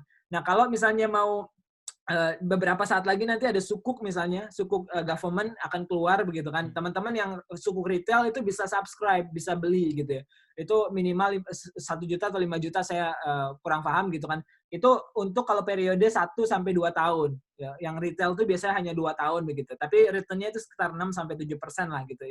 Dan itu safe kalau misalnya teman-teman memang nggak mau punya risiko yang besar gitu ya. Masuk ke sukuk retail pemerintah. Dan pemerintah juga lagi ngebuat sukuk yang diaspora gitu. Kalau teman-teman ada di Indonesia, di luar negeri gitu kan ya, suku diaspora, bond diasporanya tuh sudah keluar, tapi yang sukuk akan menyusul gitu. Teman-teman bisa beli itu gitu. Jadi intinya maksud saya adalah kenapa saya bilang start now, kalau teman-teman sudah selesai dengan savings teman-teman gitu kan ya, ada idle money gitu, usahakan terus untuk kemudian investasi itu, agar idle money tersebut itu bekerja untuk teman-teman. Sehingga nanti financial freedom teman-teman itu bisa teman-teman dapatkan di umur tertentu begitu ya. Itu mungkin. Makasih Mas Wahyu. Kita ke pertanyaan berikutnya yang juga saya rangkum dari berbagai pertanyaan. Ini terkait dengan Thayyib nih. Konsep Thayyib itu kalau tadi kan sudah ada sertifikasi atau label halalnya ya untuk produk-produk tadi gitu ya. Nah, kalau misalnya kita ngomongin Thayyib, apakah memang Thayyib itu tadi, kalau saya sih nangkepnya memang beyond gitu ya, beyond halal gitu, certifications gitu ya. Nah, kalau kita konekkan tadi ke misalnya sukuk pemerintah gitu, misalnya, apakah menurut Mas Wahyu dengan kita berinvestasi di sukuk pemerintah dengan menolong pemerintah Indonesia yang butuh uang itu akan lebih Thayyib gitu Mas, dibandingkan dengan kita invest ke perusahaan-perusahaan yang bukan pemerintah tadi gitu Mas? Gimana Mas kira-kira? Iya. Ini pertanyaan menarik ya. Karena Thayyib itu adalah konsep yang menurut saya ya, dia itu conditional gitu, banyak kondisinya gitu ya. Jadi dia subject to gitu ya. Maksudnya adalah kayak gini, simpelnya aja gitu ya. Buat saya gitu kan, misalnya karena saya itu punya dulu ada ini beberapa kali itu yang lucu-lucuan itu yang klepon syariah itu ya, yang mungkin sempat lihat gitu ya. Mungkin untuk beberapa, jadi gini, klepon itu ya pasti dia halal gitu, asalkan bahan-bahannya halal gitu ya. Tapi untuk saya misalnya, kalau misalnya saya punya diabetes gitu ya kan, atau saya sudah punya sudah terlalu tua lah misalnya, ini misalnya aja gitu ya, untuk mengkonsumsi itu, atau kemudian untuk seorang wanita lah gitu misalnya, yang dia anaknya itu punya eczema gitu misalnya, yang dia nggak bisa makan sembarangan gitu kan ya, mungkin makanan halal yang sekadar halal itu ya halal gitu, tapi kemudian tidak Thayyib untuk dia gitu, tidak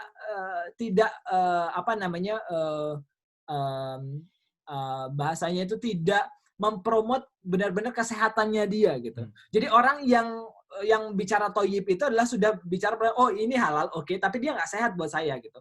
Nah, nggak sehat buat saya itu kan berbeda-beda kan. Buat saya mungkin nggak sehat, karena saya punya bawaan penyakit tertentu, buat Mas Eman mungkin fine gitu, karena itu adalah jadi toyib yang buat saya belum tentu juga itu adalah halal yang tidak toyib buat saya belum tentu itu halal yang tidak toyib buat Mas Eman gitu. Okay. Paham nggak maksud saya gitu? Jadi emang berbeda-beda gitu. Nah, kembali lagi kalau investasi tadi itu balik ke preferensi kita secara moral, secara etik gitu. Kalau saya pribadi misalnya ada dua pilihan. Pemerintah menerbitkan sukuk yang dia sukuk green sukuk gitu ya. Sukuk yang memang dipastikan bahwa penggunaannya itu tidak mendestruksi environment gitu ya.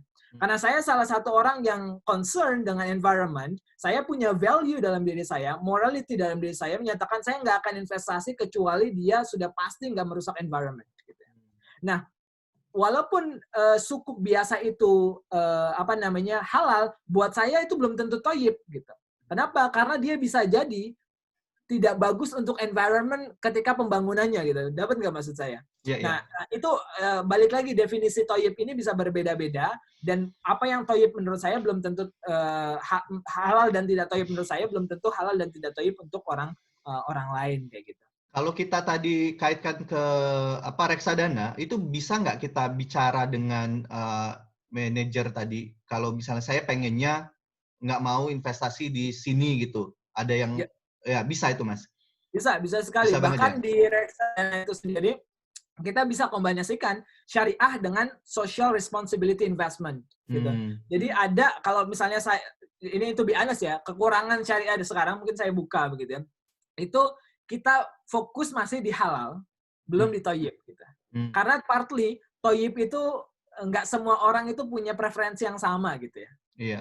Padahal sebenarnya toyib itu secara general dia akan bagus gitu. Misalnya simpelnya gini, yang tadi saya sebutkan, makanan yang nggak bagus untuk saya kalau Mas Eman walaupun belum punya penyakit seperti saya konsumsi secara terus menerus gitu kan bisa jadi akhirnya Mas Eman jadi sakit kayak saya gitu.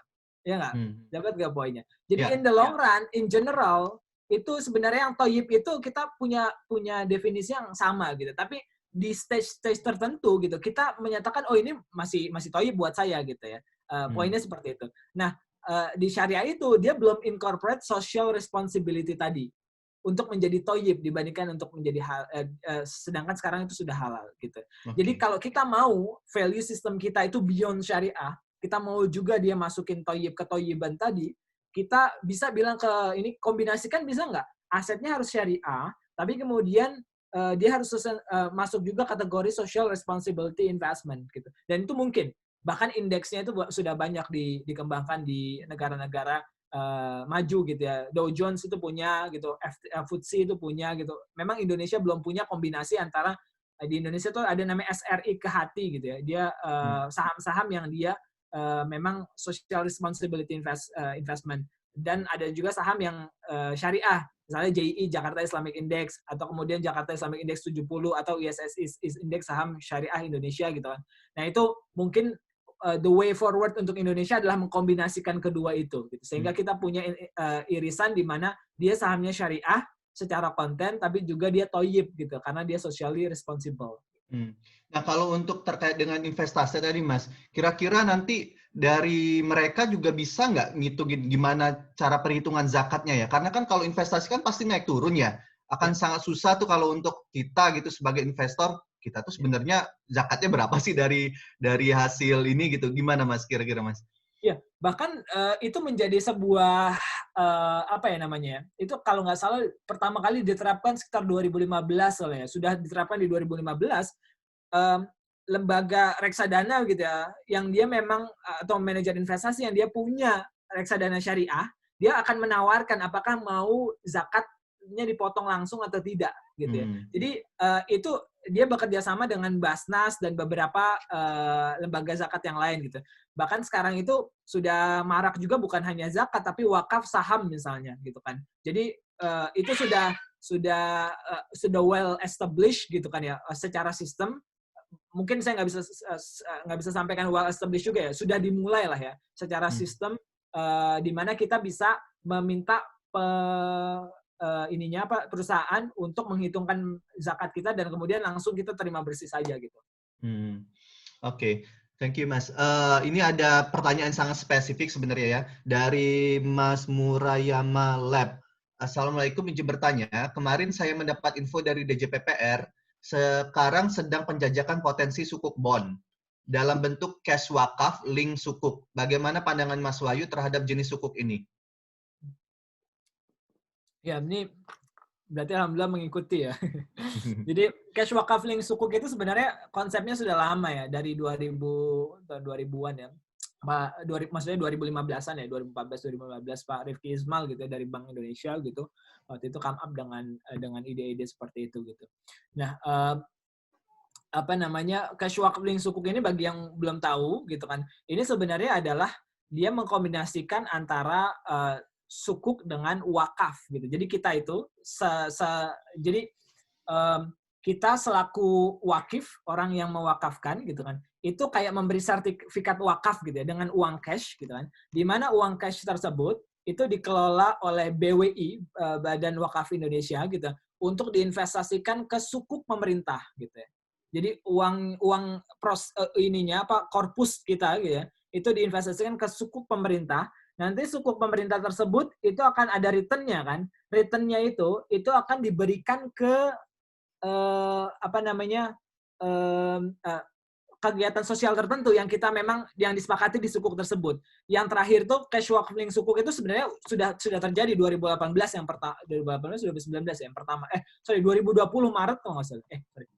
Maret 2019 atau 18 saya lupa begitu kan. Itu sudah dilakukan dan itu keuntungannya itu masuk ke dalam kesehatan gitu ya, sektor-sektor kesehatan begitu.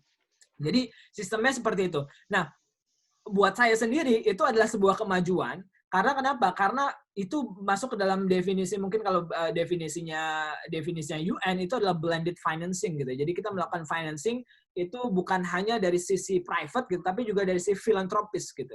Jadi filantropi, private, dan pemerintah itu combine together gitu ya untuk bisa memfinance sesuatu. Jadi kita misalnya pemerintah tersebut dengan uang tersebut memfinance rumah sakit gitu kan ya. Dan rumah sakit itu by definition akan punya social impact yang bagus gitu. Dan kemudian proceed dari return dari rumah sakit tersebut itu juga bisa didistribusikan ke hal yang sifatnya sosial. Jadi saya sangat mendukung secara substansi gitu ya. Tapi kemudian technicality apakah dia sudah sesuai dengan syariat atau belum gitu, itu perlu pembahasan yang lebih panjang gitu menurut saya.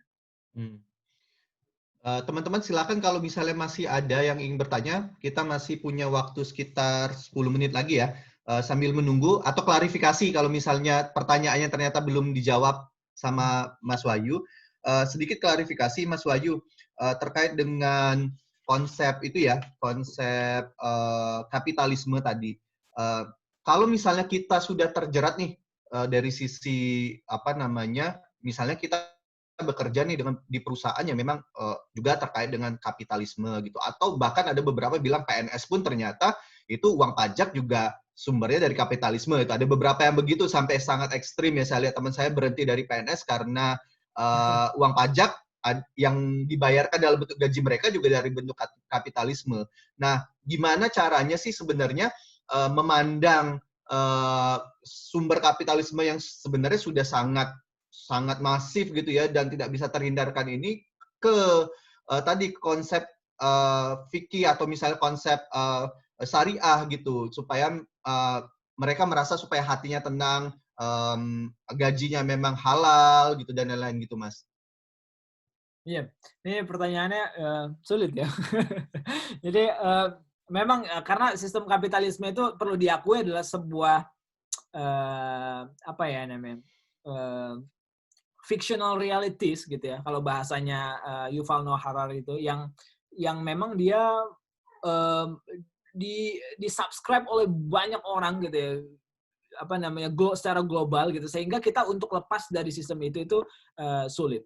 Nah, kita butuh counter narration menurut saya. Narasi-narasi counternya dari kapitalisme itu in the long run tentu ya. Saya bicara in the long run. Dan Islamic finance, kemudian ethical investment, ethical finance dan lain sebagainya, itu sebenarnya adalah bentuk counter arguments, counter sistem gitu ya, yang mencoba untuk memberikan narasi kepada masyarakat bahwa there is a huge problem di dunia kita ini yang mana problem tersebut itu disebabkan oleh sistem yang kita gunakan saat ini gitu. Misalnya dalam lifetime hidup saya saja gitu, saya sudah mengalami mungkin 3 krisis lah ya, krisis 98 begitu, 2007, kemudian sekarang COVID juga stumbled gitu ya, sistem keuangan dan sistem ekonominya gitu kan. Karena kita debt fueled system gitu ya. Kita di fueled dengan debt gitu. Nah, tapi untuk sampai ke arah sana gitu, itu butuh proses gitu ya. Nah, poin saya adalah proses salah satunya itu adalah yang peran kita yang bisa kita gunakan, kita berikan terhadap proses untuk counter kapitalisme tersebut adalah memulai dari diri kita sendiri untuk mendukung salah satunya gerakan ekonomi syariah gitu. Dengan cara apa? Dengan cara ya mulai kita investasi di hal yang sifatnya syariah gitu ya, yang memang diakui di syariah, atau menabung di bank syariah dan lain sebagainya. Terlepas daripada industri itu masih sangat rudimentary, masih sangat awal gitu kan ya, perlu ada support gitu. Itu intinya. Kalau misalnya kita nggak support ya dia nggak akan sampai kepada tahap di mana kita mau dia ke sana begitu. Jadi kita support dan kita kritik. Misalnya saya banyak mengkritik perbankan syariah gitu. Tapi saya tetap menggunakan bank syariah gitu. Saya banyak mengkritik investasi syariah gitu dengan harapan bahwa mereka akan improve gitu. Tapi saya bukan berarti dengan mengkritik tersebut saya tidak menjadi bagian dari nasabah mereka, bukan gitu. Saya tetap nasabah mereka gitu. Karena ketika kita bicara tentang pilihan itu kan kita menutup kemudorotan yang lebih besar gitu kan ya. Kita masuk kemudorotan yang lebih kecil gitu.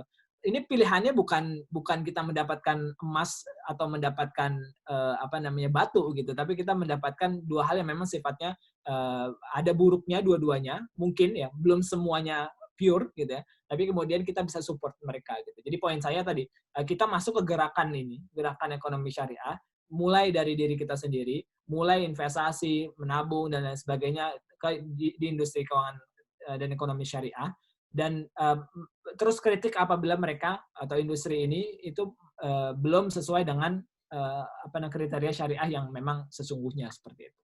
Ya, super sekali Mas. Saya jadi terharu Mas. Mas Wahyu, ada satu lagi nih sebelum kita ke Jubaida ya.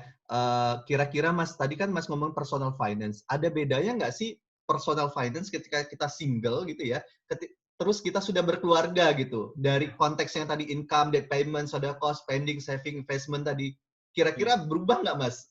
Kira-kira? Ini ya, saya selaku orang yang ya early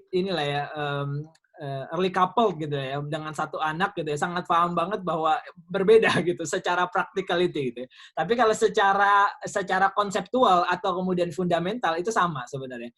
Kita perlu mengalokasikan untuk spending, savings, dan investment. Tapi kemudian ada beberapa yang berubah secara proporsi, misalnya secara adjustment itu berubah gitu. Misalnya kalau kita punya anak gitu misalnya gitu kan ya. Udah menikah kemudian punya anak. Menikah sendiri mungkin kita bisa menggabungkan 2 income source gitu untuk satu family gitu kan ya. Kalau misalnya istri kita bekerja juga gitu ya. Jadi memang uang yang bisa digunakan untuk saving sama investmentnya sebenarnya lebih tinggi gitu ya, bisa lebih banyak gitu kalau memang keduanya bekerja gitu. Tapi di sisi lain juga misalnya kita sudah punya anak, kita butuh, bukan menurut saya pengeluaran saat ininya tuh nggak seperbeda itu. Tapi kemudian ke depan nanti kita akan berpikir bahwa dia butuh sekolah, apalagi sekolah di Indonesia itu mahal dan segala macamnya. Jadi kemudian kita perlu set goal di investment kita gitu. Ini contoh simpelnya saja ya gitu. Set goal di investment kita. Oh, ini berarti pos untuk pendidikan anak, ini pos untuk ini pos untuk ini gitu kan.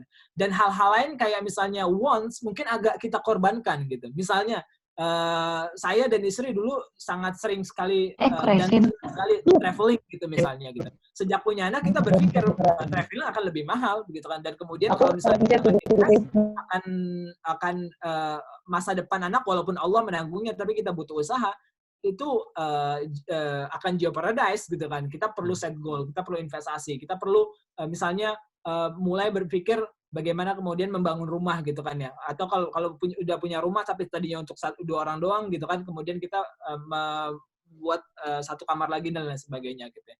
Jadi secara fundamental itu sama gitu, debt payment, sedekah, spending, savings, investment, tapi secara proporsi butuh adjustment. Ada beberapa yang perlu ditingkatkan, ada yang beberapa perlu dikorbankan gitu. Itu sih. Ya. Mas Wahyu, pertanyaan dari Jubaidah ini terkait dengan pengelolaan BPJS, Mas. Apakah BPJS di Indonesia sudah sesuai dengan konsep syariah, Mas? Ya, BPJS. Tadi saya katakan ya, saya proponents BPJS. Maksudnya saya sangat setuju dengan konsep BPJS. Terlepas nggak disebut ini bahwa BPJS syariah gitu ya. Tapi kemudian poinnya sangat penting. Teman-teman yang di Jepang punya health security system yang bagus, di UK punya National Health Insurance gitu, NHS gitu, National Health Service gitu. Tentu membayangkan gitu bahwa Indonesia benar-benar butuh sistem seperti itu gitu. Benar-benar butuh sistem jaminan kesehatan begitu.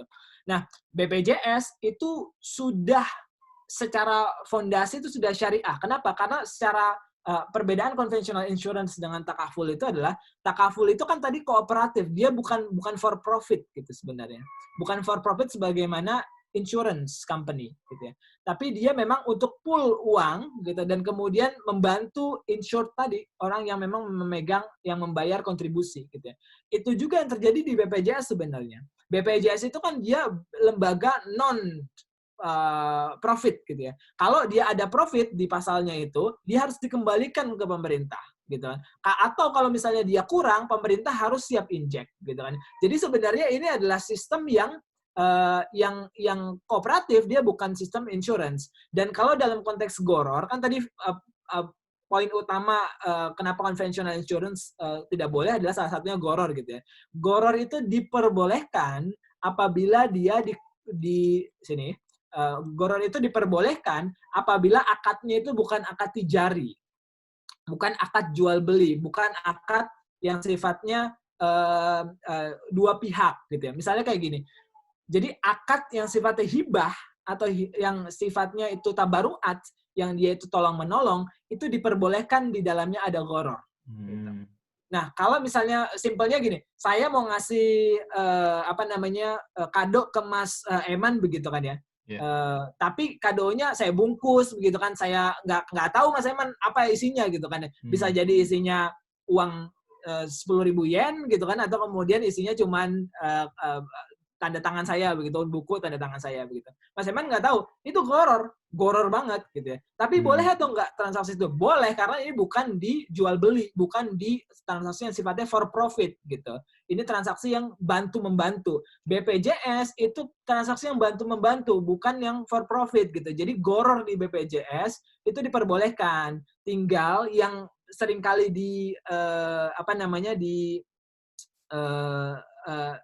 garis bawahi adalah, pertama, BPJS itu kan ada manajemen investasinya. Investasi BPJS itu kemana? Gitu. Itu satu. Gitu. Yang kedua, BPJS itu ada late charge-nya kalau kita bayar telat. Begitu ya. Nah, dalam syariah, late charge ini berbeda pendapat para ulama. Ada yang mengatakan boleh, tapi tidak digunakan atau tidak dimasukkan ke dalam profitability dari perusahaan. Ada yang mengatakan bahwa tidak boleh sama sekali. Gitu ya. Anggaplah dia yang mengatakan tidak boleh, yang mengatakan boleh gitu ya, atau ya mengatakan boleh, maka BPJS itu sebenarnya sudah fine saja gitu ya. Tinggal yang tadi investasinya gitu ya. Investasinya kemana?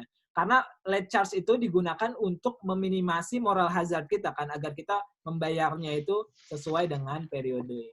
Seperti itu. Semoga menjawab. Oke. Ini oke. Mungkin satu lagi ya. Kita perbolehkan Mas Yani nih satu lagi. Saat ini kita hanya berkutat dalam pilihan menghindari mudarat yang lebih besar ke mudarat yang lebih kecil. Artinya kita masih belum diberikan kebebasan dalam mengelola keuangan dengan benar-benar syariah. Kira-kira apakah sampai saat ini dan untuk rencana ke depan kondisi kita akan terus seperti ini, Mas Wahyu? Balik lagi, itu tergantung apakah kita mau support industri ini atau enggak untuk arah yang lebih baik begitu. Nah, menurut saya konvergensinya itu adalah sekarang ke arah bank atau industri keuangan syariah itu sudah diarahkan terus untuk improve gitu ya, betterment terus begitu ya.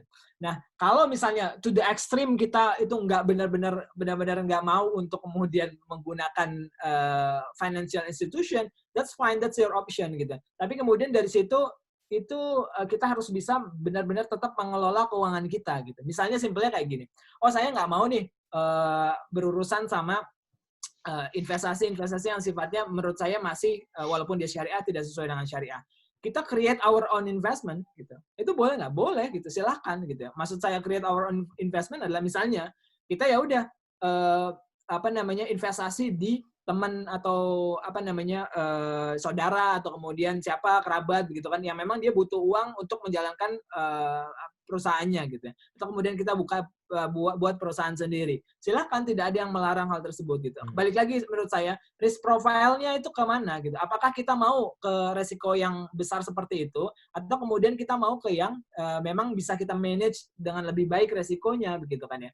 Jadi tinggal kalau emang kita benar-benar tidak mau untuk masuk ke dalam sistem, maunya itu bertransaksi secara informal seperti itu, put it that way gitu ya, saya anggap itu informal, maka ya nggak apa-apa. Dan to be honest, saya juga sebagian investasi saya masuk ke yang informal tersebut gitu, misalnya ke BMT yang mana BMT tersebut sebenarnya BMT yang benar-benar mencoba untuk mendefinisikan dirinya itu sesuai dengan syariah begitu kan ya.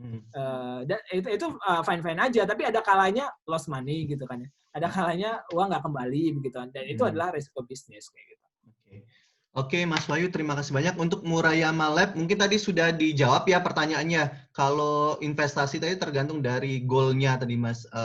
Apakah di stok itu tergantung dari preferensi dari ketika pasangan dari Mas Wahyu ya. Kalau mau investasi, apakah portofolionya berubah atau enggak. Tadi sudah dijelaskan sama Mas Wahyu. Karena kita sudah melebihi jadwal, saya conclude sedikit tadi terkait dengan foundation tadi. Jangan lupa bahwasannya di Islam itu ownership dari harta itu menurut Mas Wahyu itu perlu accountability, nanti akan dipertanggungjawabkannya Mas Wahyu ya. Jadi itulah bentuk dari konsep Islam terhadap kaya, itu juga harus bertanggung jawab, dan juga bertanggung jawab itu bukan berarti harus banyak, tapi juga self-sufficient dan tergantung dari goal-nya. Mungkin itu dari kami. Terima kasih banyak Mas Wahyu, dan kita applause dulu buat Mas Wahyu semua.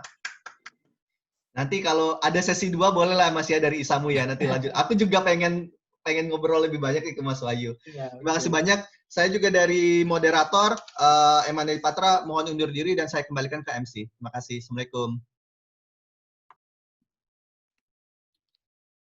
Baik, jazakumullah khairan katsira kepada Mas Wahyu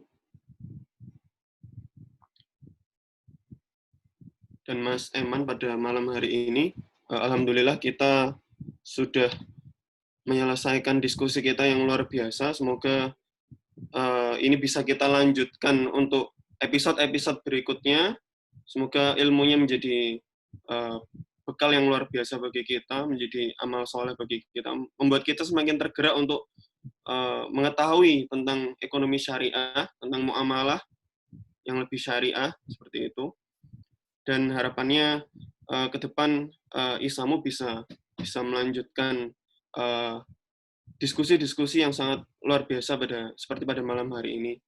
Kemudian saya ingin mengingatkan kepada teman-teman semua untuk mengisi kuesioner tentang acara pada malam hari ini supaya menjadi feedback bagi kami teman-teman Isamu untuk terus memperbaiki kualitas seminar atau talk show yang diadakan oleh Isamu seperti itu. Dan alhamdulillah pada malam hari ini sudah ada kira-kira sekitar 40 peserta yang hadir di Zoom meeting Isamu pada malam hari ini. Dan semoga bisa teman-teman yang lain untuk yang kedepannya bisa mengajak teman-teman yang belum bergabung untuk ikut bergabung di acara pada malam hari ini agar kita bisa sama-sama membagi manfaat, sama-sama membagi ilmu yang berkah, insya Allah. Baik, mungkin sudah semua sesi sudah terlaksana. Untuk itu, marilah kita tutup dengan doa kafaratul majelis, dan saya sebagai MC mohon maaf jikalau ada salah-salah kata, jikalau ada hal-hal yang kurang berkenan pada saat saya sampaikan saat bertugas. Marilah kita tutup dengan doa kafaratul majelis. Subhanakallahumma bihamdik asyhadu an la ilaha illa anta astaghfiruka wa atubu ilaik. Assalamualaikum warahmatullahi wabarakatuh.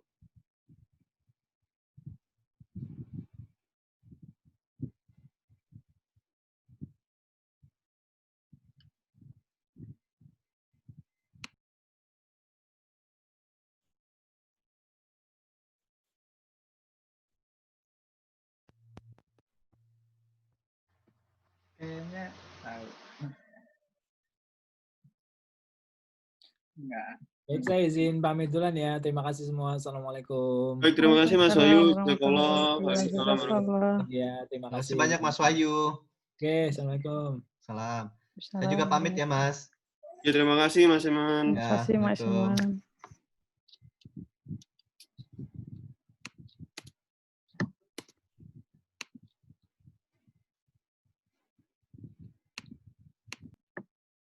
Iya, Pak.